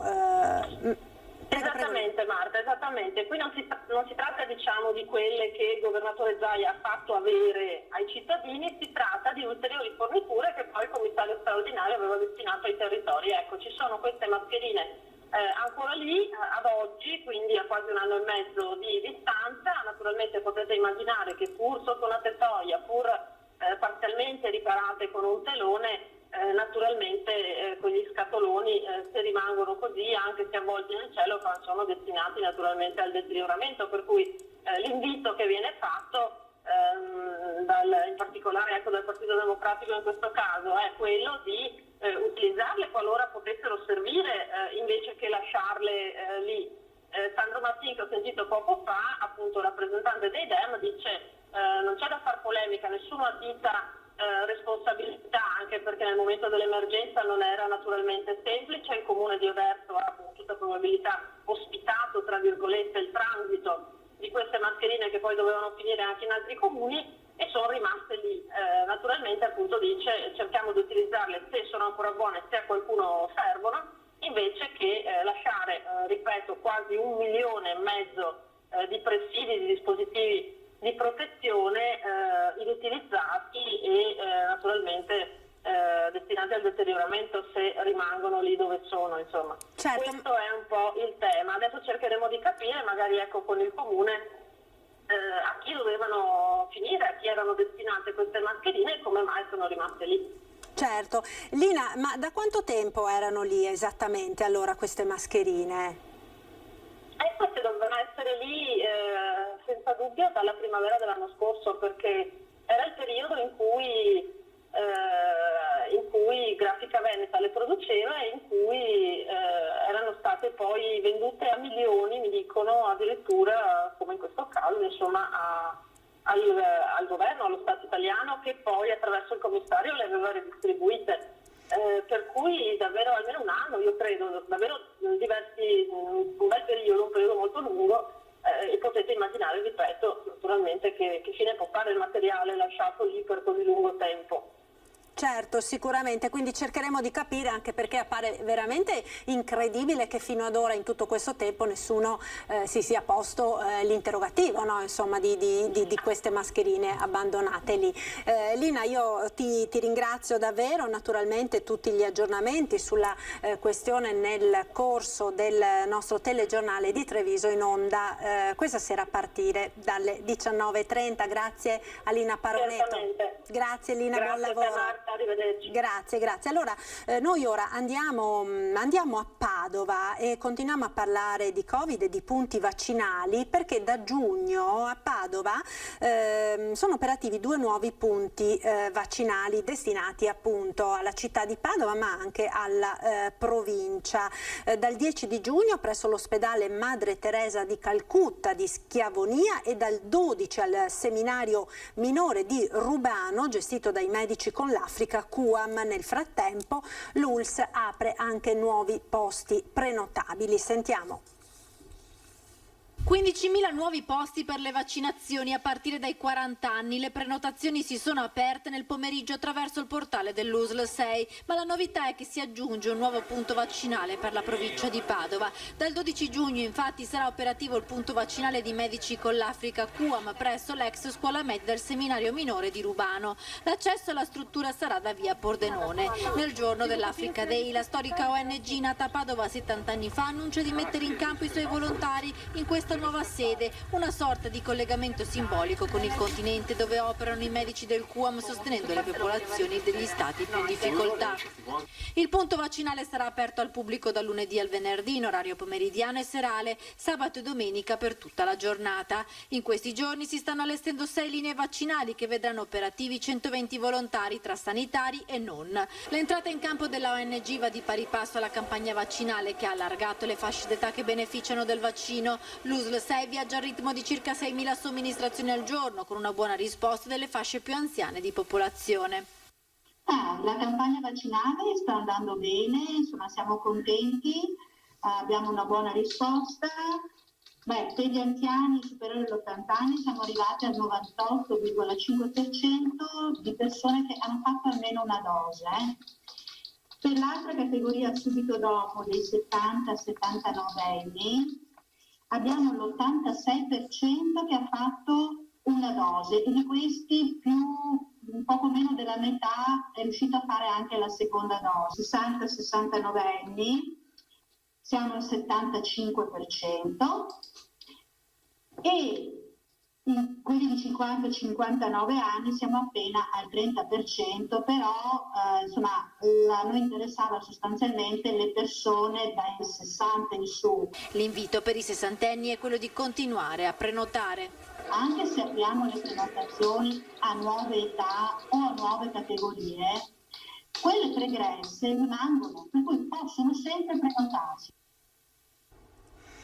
Ed ora torniamo a parlare della vicenda dell'imprenditore veneziano Marco Zennaro, detenuto in Sudan da oltre 50 giorni. Avete sentito prima nel punto stampa, ne ha parlato anche il presidente della regione Veneto Zaia, che appunto ha detto quanto la regione stia facendo per cercare di aiutare questa famiglia e riportare a casa questo cittadino veneto. Ci sono stati diversi colloqui con il ministro Di Maio, ha detto appunto Zaia, e si stanno prendendo contatti con le autorità sudanesi per cercare di risolvere la questione. Chiaramente ci sono una serie di dettagli che non possono essere resi noti per ovvie ragioni e comunque diciamo le speranze sono buone. Nel frattempo noi abbiamo sentito il fratello di Marco Zennaro, Alvise Zennaro, che ci ha appunto raccontato il dramma che la sua famiglia sta vivendo. Sentiamo. La Farnesina si è mossa ieri concretamente con una telefonata con la sua controparte sudanese e siamo in attesa di capire un po' i risvolti di questa telefonata. A ogni ora che passa la famiglia di Marco Zennaro, l'imprenditore veneziano 46enne detenuto in Sudan dal 1° aprile, spera di poter ricevere la buona notizia, che Marco, titolare della Zennaro Forniture Elettriche, torni a casa. È sicuramente un dramma che ci è piombato addosso ed è veramente difficile la vita in generale in questi giorni. Abbiamo ricevuto affetto da tutti, anche da tutto il mondo dello sport cui Marco è legato, il rugby, le remiere. So che Marco è una persona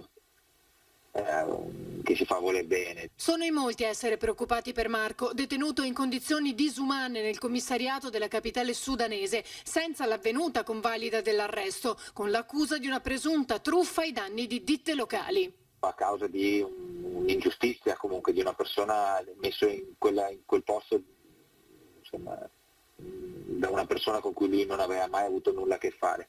Le situazioni sono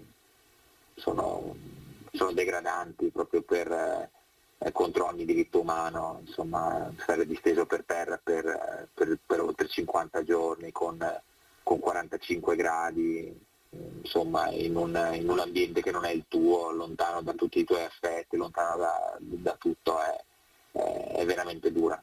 L'arresto è arrivato dopo la denuncia di una persona che con lui non aveva un rapporto contrattuale diretto e che ne ha fatto un uso distorto per costringerlo a pagare in cambio della libertà. Un pagamento importante era già stato fatto in virtù di un accordo estorto sotto minaccia armata e psicologica fra Marco e il suo partner commerciale. Poi il 46enne è stato sequestrato in aeroporto mentre aspettava di tornare a casa. L'appello ancora una volta va alla politica. La questione è importante, è grossa, è da gestire a livello diplomatico, a livello di ministero.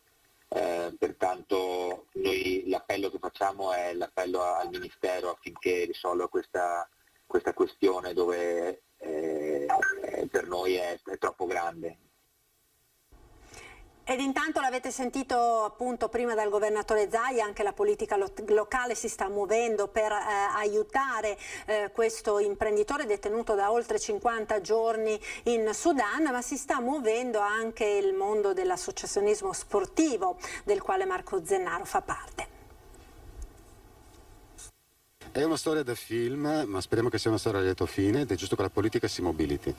A questo fine abbiamo presentato una mozione con cui il Consiglio Comunale chiederà al Ministro degli Esteri di intensificare gli sforzi diplomatici per arrivare alla liberazione immediata di una persona che da più di 2 mesi ormai è stata privata della sua libertà personale e che si trova in condizioni assolutamente disumane.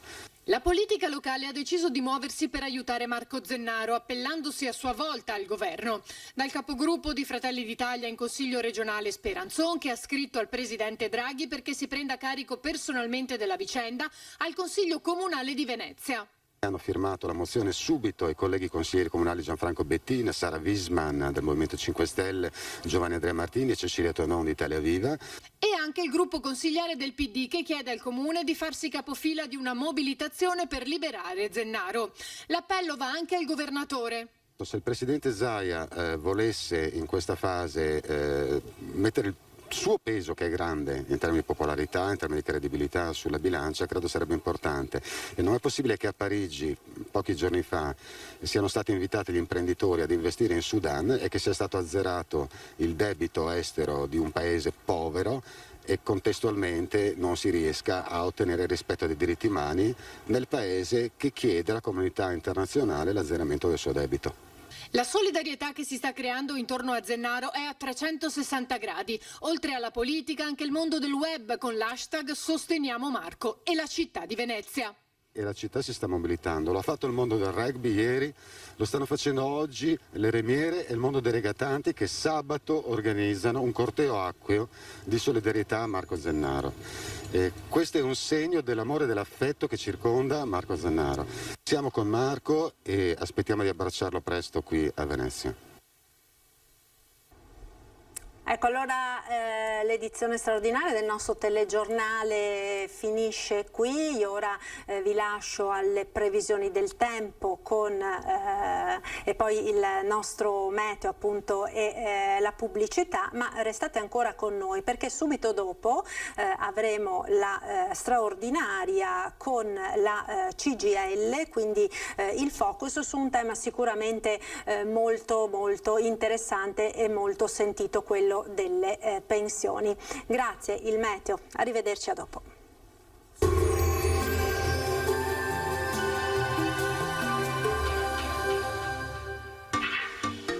Tremonti, attrezzature e materiale per saldatura professionale a Montebelluna. Benvenuti al meteo.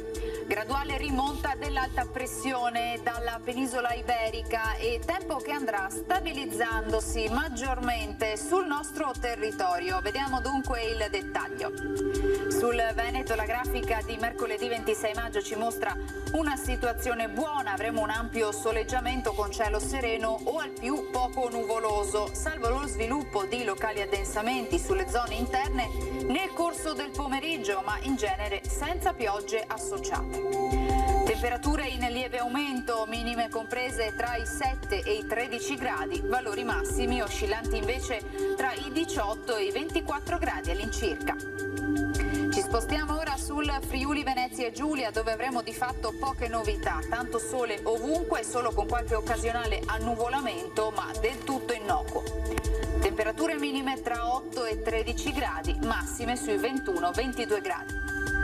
Infine uno sguardo al Trentino Alto Adige, anche qui avremo tanto sole ovunque, isolati acquazzoni sui settori alpini di confine nel corso del pomeriggio. Temperature minime intorno ai 7-8 gradi, massime infine sui 22 all'incirca.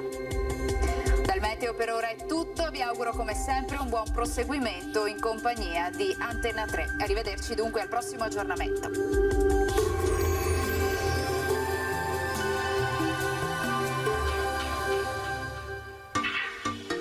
Tremonti, attrezzature e materiale per saldatura professionale a Montebelluna.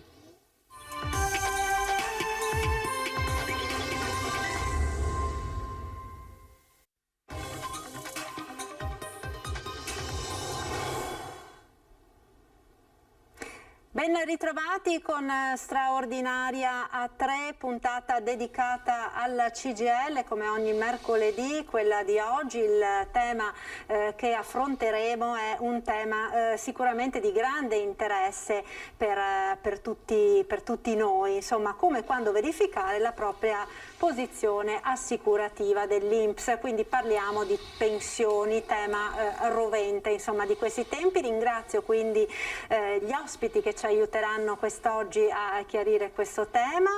Buongiorno e benvenuto a Mauro Visentin, segretario generale della CGIL di Treviso. Buongiorno Visentin, grazie per essere con noi. E poi abbiamo in collegamento Melissa Roncato e Stefania Macchion, operatrici del patronato Inca CGIL di Treviso. Buongiorno, ben ritrovate, grazie mille, grazie per essere con noi.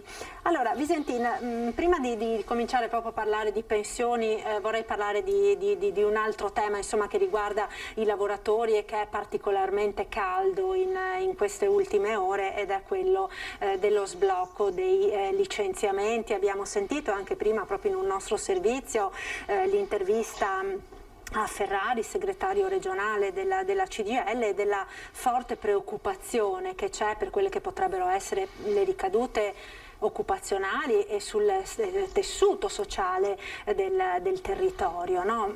Per quanto riguarda Treviso? Sì, oddio, noi su Treviso non è che la preoccupazione non ci sia, c'è preoccupazione perché pensavamo, adesso dobbiamo vedere come uscirà il famoso decreto, però pensavamo ci fosse una sorta di ripresa con l'accompagnamento delle situazioni di difficoltà.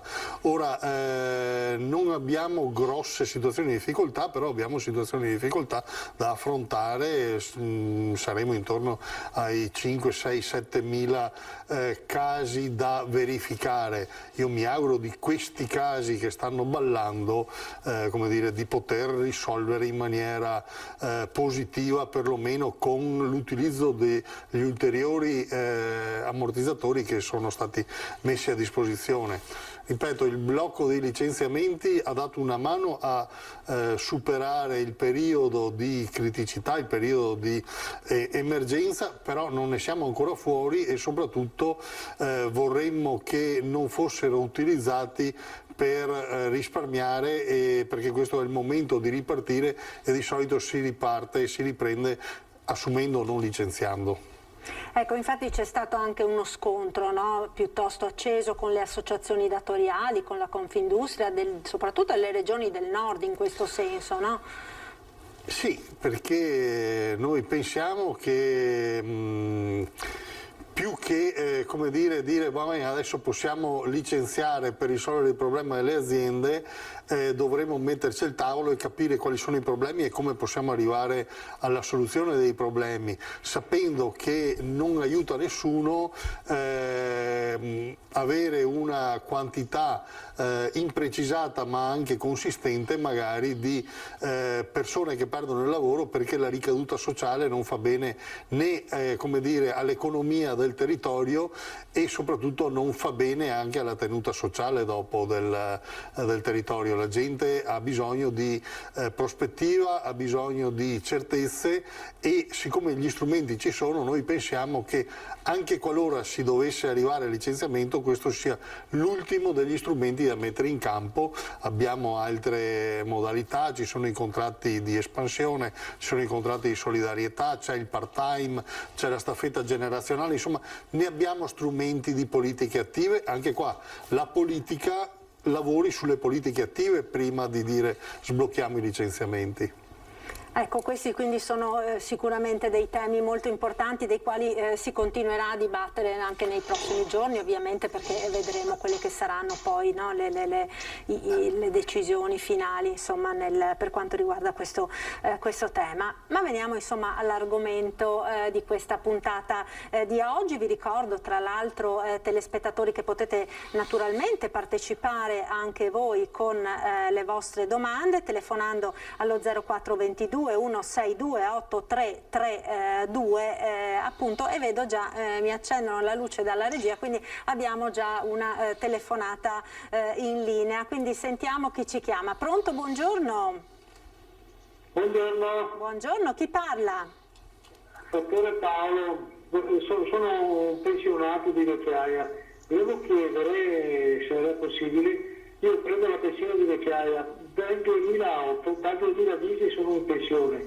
Nel 2008 ho avuto la certificazione di inabilità lavorativa certificata INPS il 35%. Mi aspetta qualcosa in più sulla pensione, diciamo? Ecco, allora è una domanda molto tecnica, specifica, quindi chi vuole rispondere? Melissa Roncato, vuole rispondere lei al nostro telespettatore? Allora, forse sarebbe il caso di vedere in appuntamento il nostro assistito per valutare un po' la situazione. Ecco, ma sono previsti diciamo degli eventuali incrementi in caso della pensione di vecchiaia in caso subentri una inabilità? Potrebbero essere previsti, però ripeto, sarebbe bene vedere il nostro assistito e capire un po' la situazione. Quindi valutare insomma il caso singolo, per cui allora le consigliamo di prendere un appuntamento con il patronato e poi con tutta la documentazione recarsi e far analizzare nello specifico quella che è la sua posizione. Grazie intanto signor Mario per averci telefonato. Allora, cominciamo ora con un'altra domanda che volevo fare a Stefania Macchion, ma quando è che nella diciamo, carriera lavorativa di ciascuno di noi arriva il momento per fare una verifica, per controllare la propria posizione assicurativa? Beh, direi che ogni momento è quello giusto. Sembra che quando si comincia a lavorare non ce ne sia necessità perché la pensione è distante, quindi non si cerca la decorrenza pensione. Ma in realtà l'estratto contributivo ci serve per verificare che la nostra posizione sia corretta, che i contributi siano stati versati correttamente, senza omissioni, che non ci siano appunto dei problemi o delle lacune contributive. Quando si è ragazzi o si è giovani si pensa quasi esclusivamente ad avere una copertura di reddito, non tanto a quella della contribuzione. Poi però quando si cresce, si arriva alla fine e si trovano dei buchi contributivi nel passato, purtroppo, forse molto spesso, è troppo tardi per recuperarli. Quindi siccome esiste un principio di prescrizione, quindi dopo 5 anni non è possibile più avere una sorta di automatismo di accredito, sarebbe bene farlo almeno ogni 5 anni, quindi per evitare che intervengano questi casi, queste lacune, e quindi si possa intervenire con le sistemazioni contributive. Ecco, perché insomma le sorprese in negativo potrebbero essere sempre dietro l'angolo. Certo. Sì, e in effetti capita spesso, vediamo alcuni nostri assistiti che si presentano da noi convinti di avere, che so, la decorrenza pensione nel giro di un paio d'anni, in realtà scoprono proprio venendo da noi di non avere parte della contribuzione agli inizi, quindi quando hanno cominciato, e quindi è ormai troppo tardi perché si possa intervenire in maniera semplice. Noi interveniamo comunque, cerchiamo sempre di fare delle sistemazioni. Occorrono sempre però anche pezze giustificative, quindi servono documenti, servono prove che testimonino che in quel periodo in cui la persona dice di avere la copertura assicurativa ci siano effettivamente i contributi, quindi buste paga, vecchi modelli 101 piuttosto che italianini della busta paga, quelli più vecchi, e ci servono per certificare all'INPS che esiste invece una posizione assicurativa, esiste una copertura assicurativa. Quindi prescrizione diceva 5 anni, ma ci sono anche dei casi nei quali è possibile allungare questo termine? Sì, esistono dei casi in cui con una denuncia di omissione contributiva, quindi all'interno di questi 5 anni, se l'assistito, anche tramite noi, fa una denuncia di omissione contributiva, si può intervenire, quindi si bloccano questi termini di prescrizione. E quindi è un'operazione da farsi una volta che si vede che mancano i contributi. Quindi insomma, Visentino, è molto importante essere attenti su queste cose, no? Perché poi si rischia magari di arrivare a 60 anni, 65 e trovarsi con delle sorprese che possono veramente cambiare la vita di una persona. Anche perché ad esempio ci sono delle modalità di uscita fino ad oggi, fino alla fine dell'anno, e che l'anno prossimo non ci saranno più, penso a quota 100, e anche qua avere i contributi per poter arrivare a avere il requisito di uscire con la pensione quota 100 piuttosto che con altre modalità, piuttosto che dover lavorare qualche anno in più perché magari ancora non decadendo la regola bisogna arrivare alla pensione di anzianità, di vecchiaia anticipata o di vecchiaia addirittura, fa la differenza. In questo caso la differenza la fa molte volte anche se uno ha lavorato e l'azienda dove ha lavorato è ancora attiva piuttosto che se non esiste più, perché là è molto più difficile, ma lo diranno le brave ragazze dell'Inca, anche qua è più difficile recuperare i contributi quando le aziende sono chiuse, fallite, piuttosto che come dire, ancora in attività. Ecco, peraltro guardi, proprio a proposito di quota 100 c'è una notizia fresca che è stata battuta proprio questa mattina dall'agenzia ANSA relativa all'INPS. Quota 100 traina le pensioni ai dipendenti pubblici sono cresciute dell'8,4 sul 2019, oltre la metà sono anticipate. Nel 2020 l'INPS ha liquidato 179.230 nuove pensioni per i dipendenti pubblici, oltre la metà delle quali anticipate rispetto all'età di vecchiaia, il 54,9%. Lo rileva appunto l'INPS, e il dato sul complesso delle pensioni liquidate in aumento dell'8,4% sul 2019 risente anche dell'accesso al collocamento a riposo proprio con quota 100.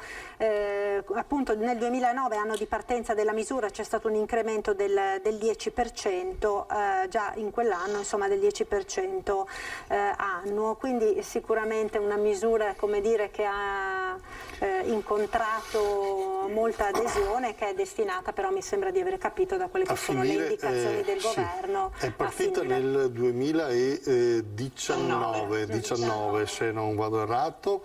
È una misura che noi la consideriamo, pur essendo una misura che ha mandato in pensione diversi lavoratori, la consideriamo comunque una misura piuttosto iniqua, perché anche qua ha privilegiato soltanto una categoria di lavoratori, quelli che hanno sempre avuto il lavoro stabile, che hanno, come dire, che non hanno avuto buchi contributivi e che come dire, riguarda sostanzialmente i maschi che hanno lavorato pressoché o nel pubblico o nell'industria, perché sono gli unici che possono come dire, raggiungere quella quota facilmente rispetto ad altre realtà. Penso alle donne che magari hanno avuto buchi per maternità o per come dire, perché sono rimaste a casa per altre motivazioni di accudimento, eccetera. Penso a quegli lavoratori che hanno avuto lavori saltuari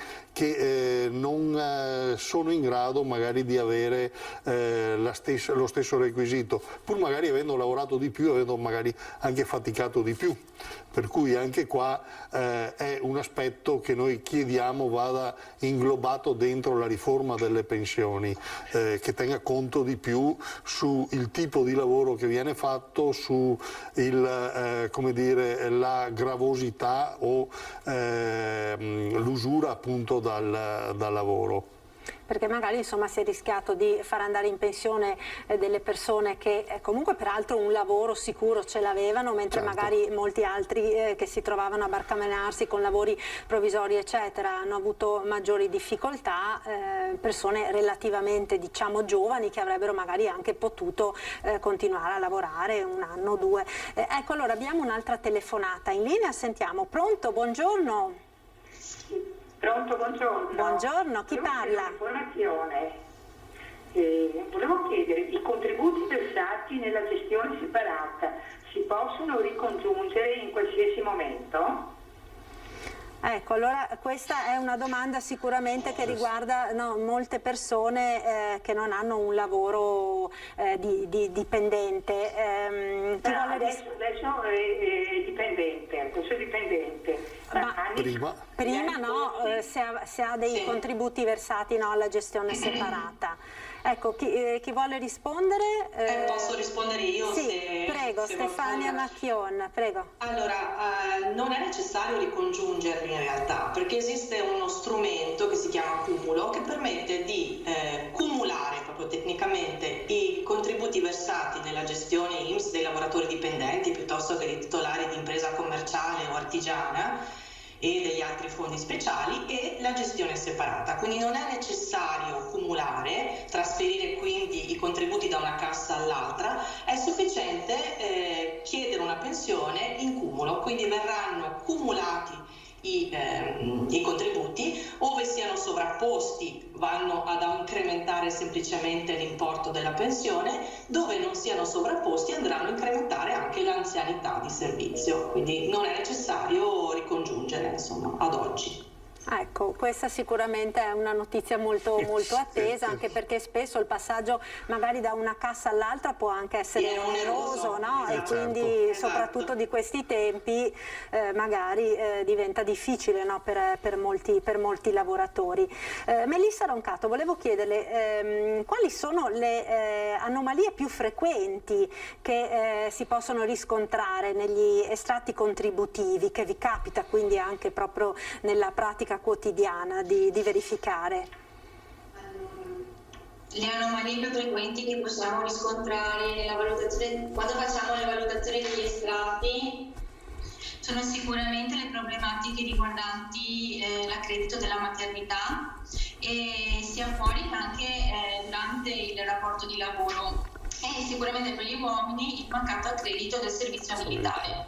Ricordo che questi accrediti vengono fatti su domanda specifica dell'interessato. Per chi volesse l'accredito del servizio militare, la persona può portare con sé il foglio di congedo. In mancanza ci potrebbe dire le date più possibili, giuste, più precisi possibili, dell'inizio e di fine del periodo di servizio militare, il comune di residenza 18 anni e il distretto presso cui hanno fatto la visita. Mentre per le maternità in costanza di lavoro ci sono sempre dei problemi nell'accredito appunto di queste settimane. Ricordo che la maternità obbligatoria è formata da 5 mesi, 2 mesi prima la data presunta del parto e 3 mesi dopo, quindi per un totale di 22 settimane. Quindi nel caso trovassimo delle anomalie nell'accredito, direi di portare le buste paga del periodo. Mentre per chi ha avuto una maternità fuori dal rapporto di lavoro può semplicemente con un'autocertificazione poi inviare una domanda specifica. Quindi anche se non aveva un rapporto di lavoro può vedere riconosciuti i contributi per il periodo della maternità? Sì, certo. Anche la maternità fuori dal lavoro può prevedere la copertura assicurativa, però in presenza di particolari condizioni previste dal legislatore, che sono 5 anni almeno di contribuzione nella cassa dove stiamo andando a fare la domanda. Come dicevamo anche prima, distinguiamo l'accredito della maternità obbligatoria poi dal riscatto della maternità facoltativa, perché la maternità obbligatoria ci dà diritto poi ai contributi figurativi, cioè quelli accreditati da parte dell'INPS, che ci danno sia il diritto che la misura della pensione, ed è gratuito per il soggetto richiedente, mentre il riscatto della maternità facoltativa è oneroso ed è a carico di chi fa la domanda. Certo, quindi insomma bisogna stare accorti su queste cose. Mi segnalano un'altra telefonata dalla regia. Pronto? Buongiorno. Da dove chiama? Chi parla? Sono abitante Graziano, parlo da Masera Treviso. Buongiorno Graziano. Prego, cosa voleva chiedere? Volevo chiedere per un pensionato dipendente che lavora con una partita IVA quali sono le condizioni per andare in pensione ancora e la retribuzione che aspetta dopo gli anni che ha versato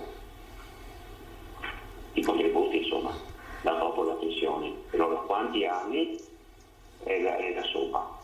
Quindi una persona che è andata in pensione come dipendente ma che con partita IVA sta continuando a lavorare, quindi a versare quelli che sono i contributi. Sì.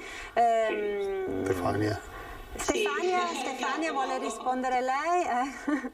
Sì, allora per Graziano direi che ci sono due soluzioni, nel suo caso, se ha già dei contributi come partita IVA inseriti nella sua pensione,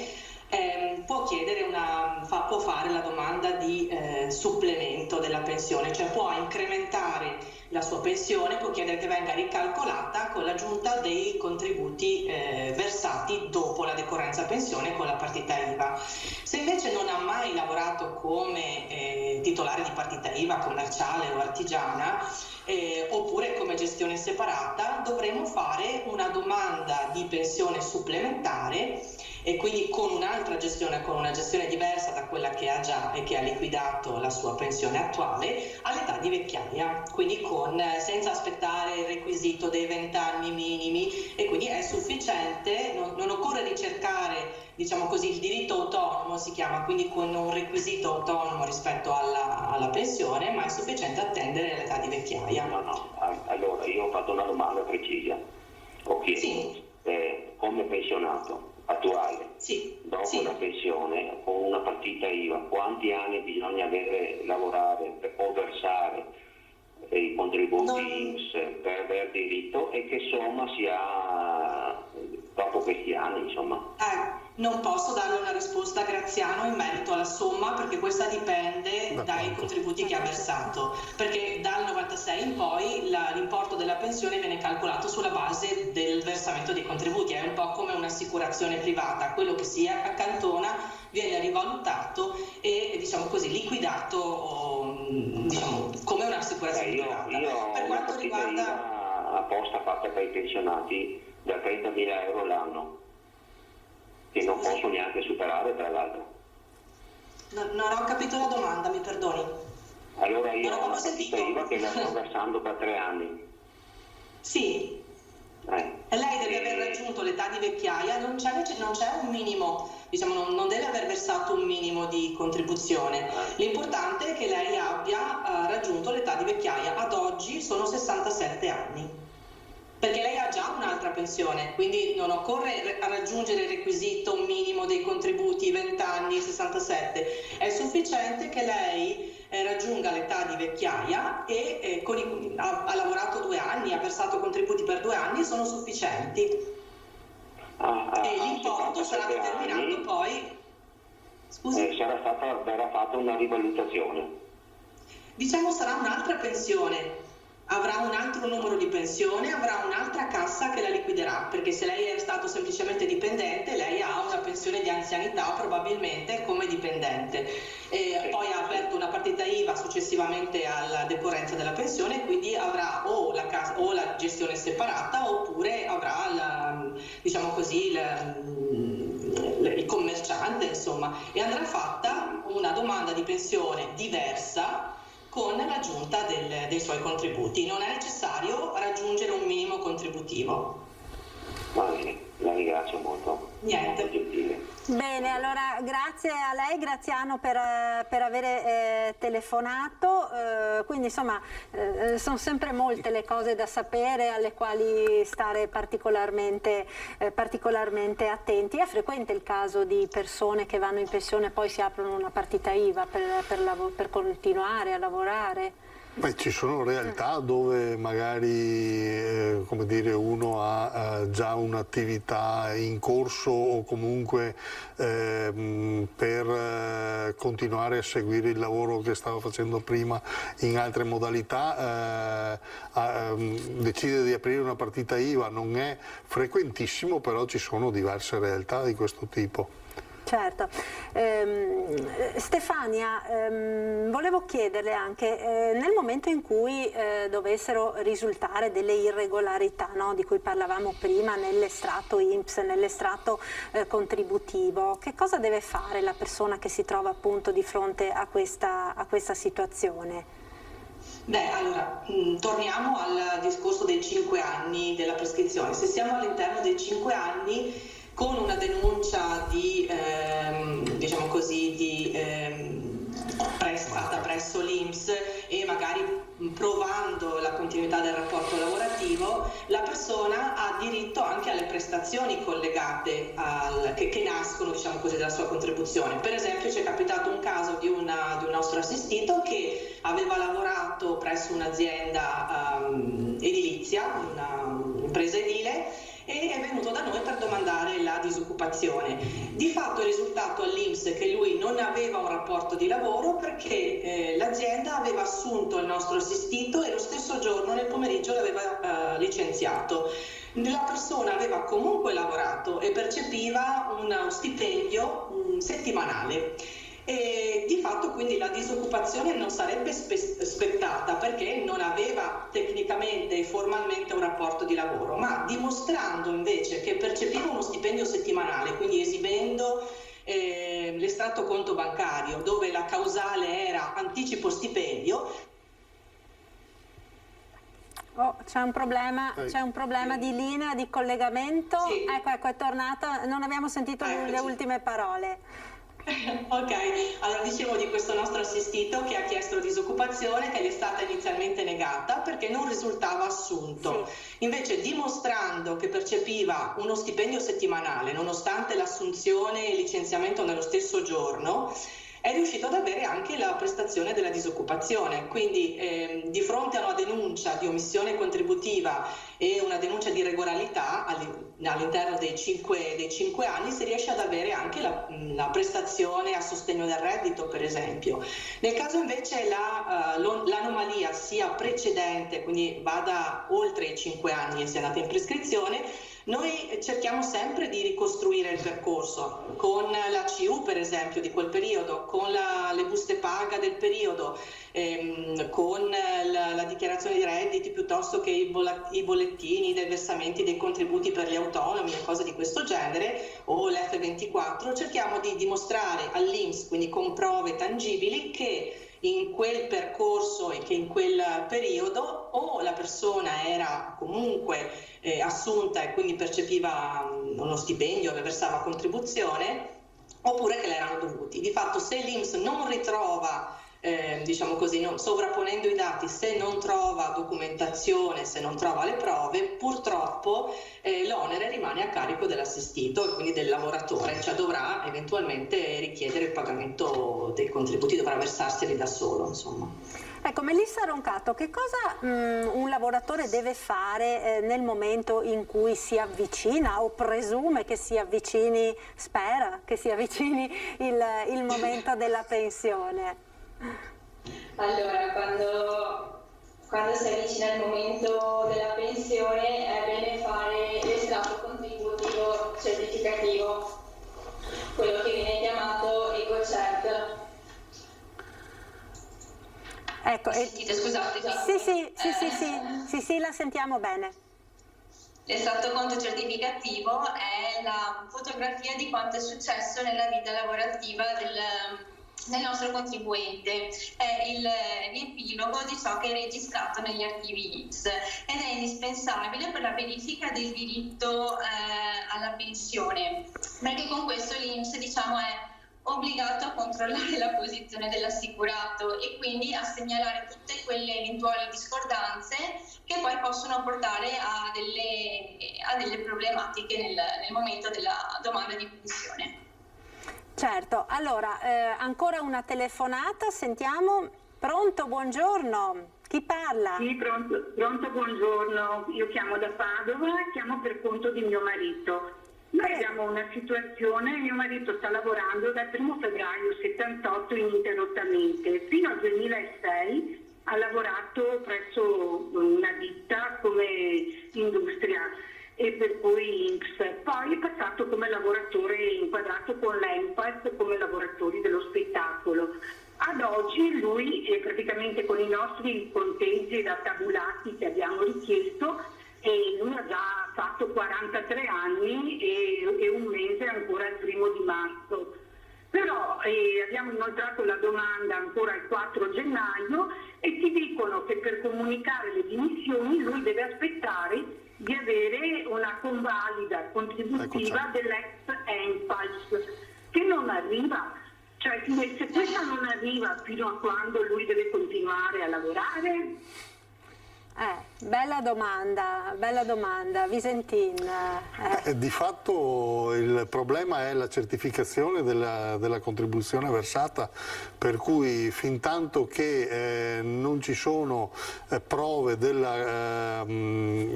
versamenti contributivi, questo lavoratore ha soltanto quelli fino al 1996 certificati dall'INPS, per cui appena è là va sollecitato e ci sono, come dire, uffici che non funzionano come stanno funzionando quelli dell'INPS. Ma noi, guardi, mi scusi, ma stiamo sollecitando, non dico settimanalmente, forse anche di più. Immagino, però purtroppo questo è un problema che lo risolviamo nel momento in cui c'è la certificazione degli avvenuti contributi versati.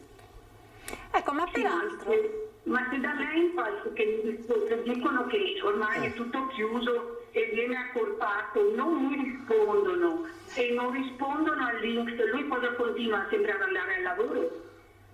Cioè, i contributi sono a posto, però questa certificazione non arriva. Di conseguenza lui ha fatto già 43 anni e 4 mesi, 5 anni. È un problema, è un grosso problema questo, no? E penso che non sia poi l'unica situazione, quella del marito della signora. Sono situazioni particolari, non sono così frequenti, ma ci sono realtà dove appunto si incastrano nelle pieghe delle regole e della somma di tutte quelle casse che sono arrivate e hanno costituito la grande INPS, così come si chiama, che fa fatica a rispondere in determinate situazioni di realtà. Adesso io non lo so se noi abbiamo avuto nei nostri uffici anche ulteriori altre situazioni di questo tipo e come le abbiamo affrontate.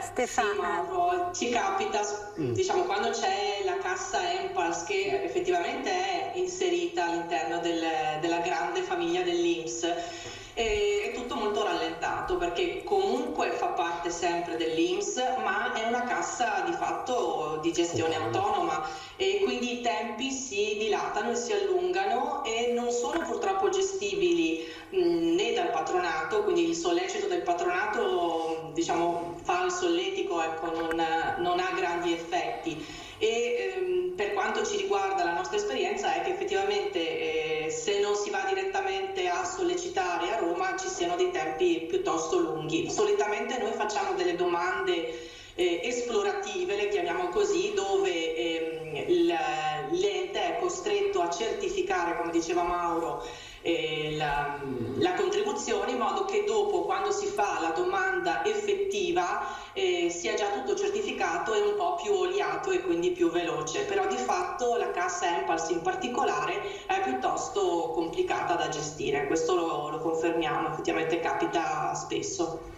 E quindi a questi signori non resta altro che continuare a sollecitare e attendere? Purtroppo sì, in questo caso sì. Ecco, signora, mi dispiace, nel senso che sono quelle situazioni che lasciano veramente basiti, no? Perché si pensa, ma e allora questo lavoratore cosa deve fare? Continuare a lavorare a oltranza? Voglio dire che state parlando della quota 100 e questo e quell'altro, i vantaggi di questo e quell'altro, e uno con 43 anni e 3-4 mesi non riesce ancora ad andare in pensione, voglio dire. Sì, è proprio quell'iniquità, no? È quell'iniquità di cui dicevamo all'inizio. Si diceva prima, la signora ha perfettamente ragione, quando sono intervenuti anche nella modifica su quota 100 lo si è fatto perché è stato, come dire, un aspetto politico come il reddito di cittadinanza, però di fatto non si è pensato di salvaguardare quei lavoratori che effettivamente sono in difficoltà e che fanno fatica ad arrivare alla certificazione del lavoro già fatto, e questo qua è inaccettabile sotto certi aspetti, però purtroppo funziona così. Per questo noi pensiamo che vada riformata tutto quanto il pacchetto delle pensioni, tenendo presente proprio queste anomalie. Certo, allora signora grazie, intanto in bocca al lupo, speriamo che in qualche modo riesca a sbloccarsi la situazione il prima possibile. Un'altra questione che volevo porre, che penso sia di interesse per parecchi lavoratori, è quella di chi ha lavorato all'estero, chi ha dei contributi versati all'estero perché è emigrato, magari in gioventù eccetera, che cosa deve fare?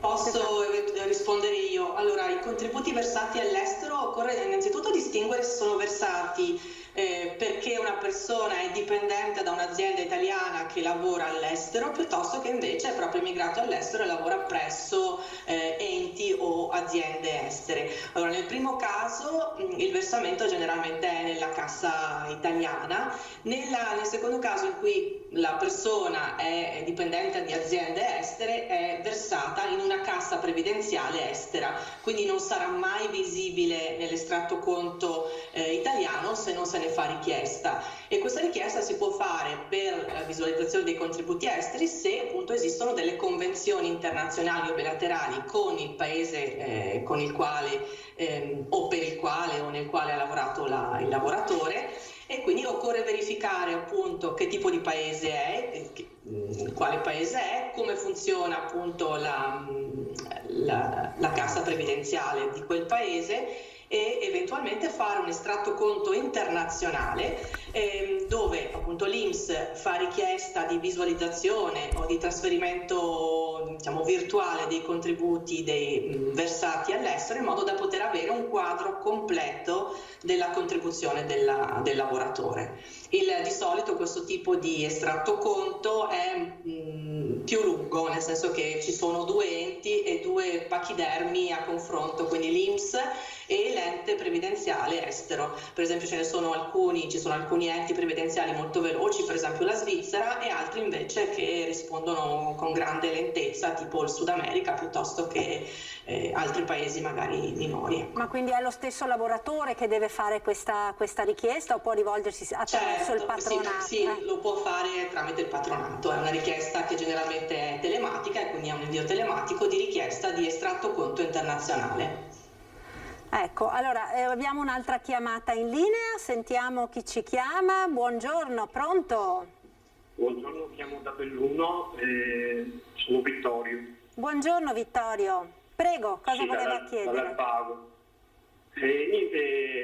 Rubo un minuto, se posso, per esprimere una sorta di idea.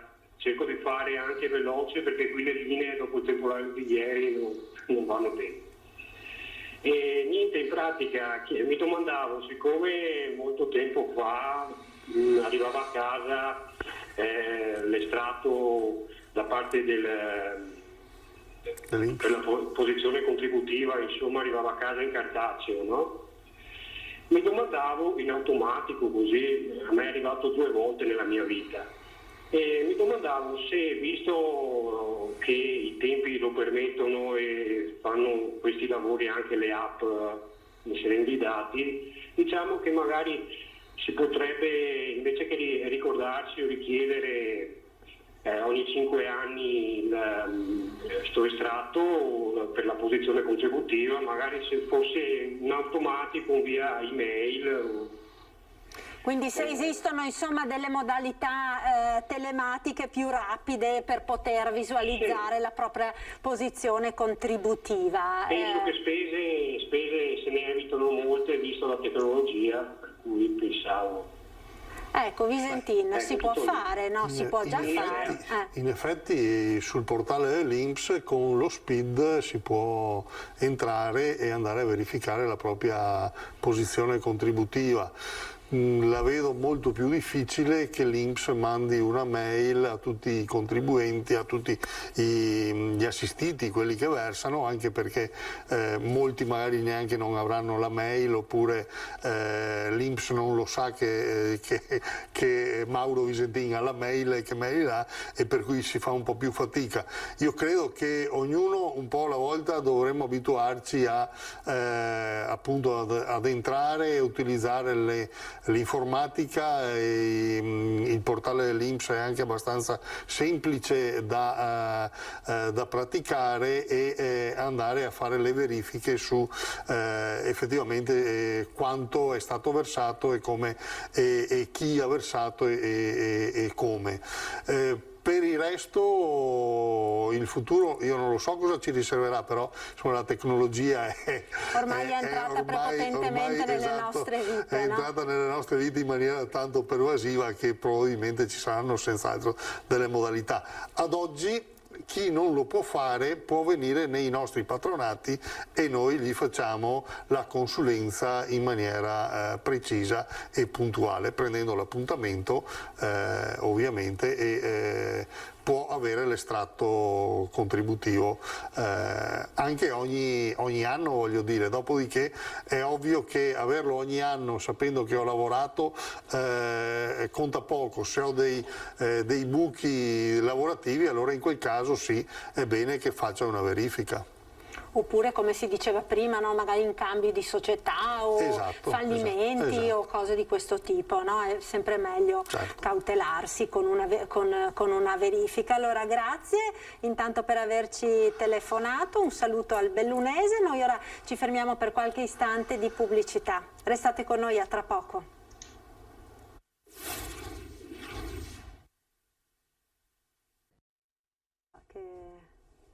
Allora eccoci, siamo nuovamente in diretta, stiamo parlando di pensioni con Mauro Visentin, segretario generale della CGIL di Treviso, Melissa Roncato e Stefania Macchion, operatrici del patronato INCA della CGIL. Durante la pubblicità noi stavamo parlando e ci stavamo confrontando anche su queste altre casse, no? Come è stato sollevato il problema dalla signora dell'Empals, quindi dopo volevo farvi una domanda, ma vedo, mi segnalano dalla regia che abbiamo un'altra telefonata, precedenza quindi ai telespettatori. Chi parla? Pronto? Sono Carla da Treviso. Buongiorno Carla. Buongiorno, niente, vorrei sapere, ho 62 anni e 28 anni di contributi, andrò in pensione a 67 anni o anche prima, perché ho sentito che c'è la possibilità di andare anche a 62 anni. Che requisiti devo avere per chiederla? Ecco, allora, chi vuole rispondere? Allora, Stefania, sì, ecco, prego. Io mi ero già lanciata sulla quota 100. Sì. Allora, 62 fa venire in mente quota 100, il requisito però contributivo è 38. E quindi la signora non li ha, perché mi pare che parlasse di 28 anni di contribuzione. Quindi ad oggi con 28 anni di contribuzione e 62 di età credo che l'uscita più vicina sia effettivamente quella della vecchiaia. Ad oggi 67, probabilmente ci sarà un aumento dell'aspettativa di vita e quindi sarà 67,3, ma si vedrà. Ad oggi è bloccata fino al 22, quindi non possiamo prevedere di fatto quanto sarà. A meno che appunto con tutto il discorrere che c'è in questo periodo su nuove formule di uscita pensionistica non ci sia qualche altra alternativa prima della sua vecchiaia. Però di fatto da quello che lei mi dice mi sembra la più vicina a questa. Comunque magari facendo una verifica presso il patronato, magari una verifica più precisa sull'effettiva sua situazione, magari le può dare una risposta più certa. Ecco, l'opzione donna della quale si era tanto parlato in passato, esiste ancora? C'è ancora questa possibilità per le donne di uscire anticipatamente? Sì. Vai. C'è con la maturazione dei requisiti di età e di contributi al 31/12/2020 ad oggi, perché non è una misura permanente di uscita pensionistica, cioè non fa parte del sistema pensionistico italiano ad oggi, è una misura che diciamo è più collegata con dei provvedimenti annuali o temporanei. Ad oggi esiste e i requisiti sono a 58 anni di età per i dipendenti, per le dipendenti, 59 anni di età per invece le assicurate che abbiano anche contributi da autonome, e 35 anni almeno di effettiva contribuzione, ciò significa che vengono esclusi i figurativi da disoccupazione per esempio, e è prevista una finestra dalla maturazione dei requisiti, quindi entrambi, quindi età, anagrafici e contributivi, e la decorrenza pensione. Per chi è dipendente, quindi 58 e 35, è una finestra di 12 mesi. Per chi ha avuto contribuzione da autonomo, 59 anni, 35 di contributi e una finestra di 1 anno e mezzo, quindi 18 mesi. E questa è l'opzione donna in vigore attualmente, con i requisiti maturati entro il 31/12/2020. Ecco, quindi comunque i contributi maturati dalla signora sono troppo pochi in ogni caso per poter anche usufruire di questa opzione, per cui non le resta altro, signora, che attendere i 67 anni o 67 qualcosa se verrà allungato, o altre soluzioni che potrebbero arrivare. Dipende da questa famosa riforma delle pensioni. Il governo Draghi ne ha parlato anche, no? Dicendo che prima o poi anche questo tema dovrà essere affrontato. Sì, noi avevamo già dei tavoli aperti con il governo Conte 1 e Conte 2. Adesso siamo al Draghi primo e sarebbe appunto opportuno che si affrontasse in maniera seria e decisiva anche il tema delle pensioni, perché questo non mette nelle condizioni neanche i lavoratori ma neanche le imprese di programmare il futuro, e mette in difficoltà anche i giovani che possono entrare nei luoghi di lavoro, perché anche qua, se ci fosse la possibilità di applicare l'altro aspetto, la staffetta generazionale, magari si riuscirebbe a accompagnare gli anziani verso la pensione e i giovani dentro al posto di lavoro, provando anche a fare una sorta di consegna delle competenze che sono importanti soprattutto nelle nostre realtà. Certo. Melissa Roncato, nell'estratto contributivo dell'INPS che cosa trovo? Cioè, quando mi trovo in mano, no, questo fatidico foglio dell'estratto contributivo, cosa ci trovo dentro? Dentro troviamo la nostra fotografia Noi troviamo... Mamma mia...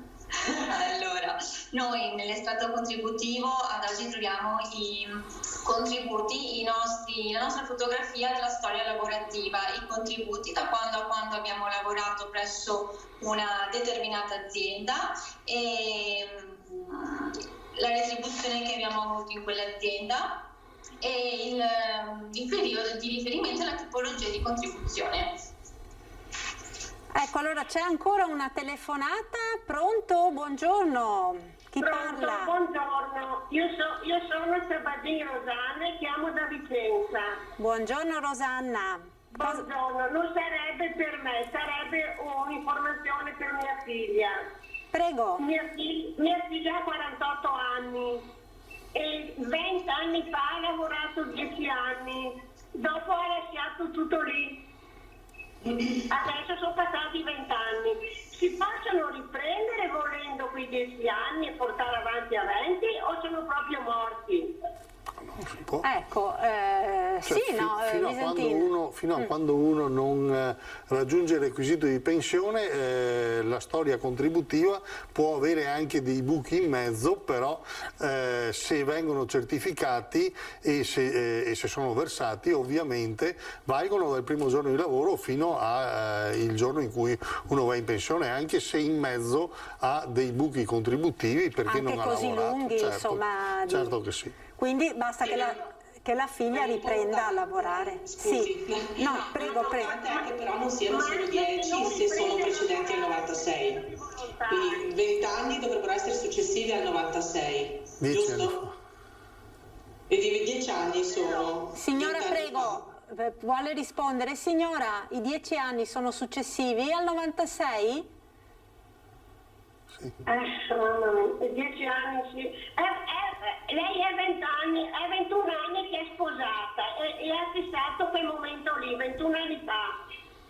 Allora, sostanzialmente la discriminante è se questi 10 anni sono successivi al 96, li può far valere per una pensione di vecchiaia a 71 anni col sistema puramente contributivo e quindi li può utilizzare. Se invece sono misti, cioè se sono a cavallo del periodo 96, purtroppo il requisito per avere una pensione di vecchiaia minima è 20 anni di contributi, quindi occorre verificare questo, cioè se appartengono ad una gestione puramente contributiva oppure mista, e la discriminante è questa.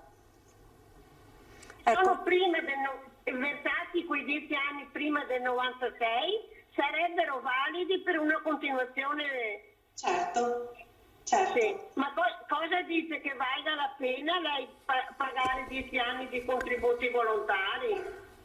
Sono tanti, signora, sarebbe più vantaggioso trovare anche dei lavori saltuari che le possono garantire un po' nel periodo in cui ha il contratto a tempo determinato la copertura assicurativa e anche il reddito, e poi alla cessazione del contratto a tempo determinato potrebbe avere diritto anche alle prestazioni a sostegno al reddito come la disoccupazione, che dà contribuzione anche, e quindi magari nei prossimi 20 anni, perché è giovane, ha 48 anni, può recuperare magari altri 10 anni di lavoro anche con lavori stagionali piuttosto che a tempo determinato, e questo magari le evita di versare i contributi volontari.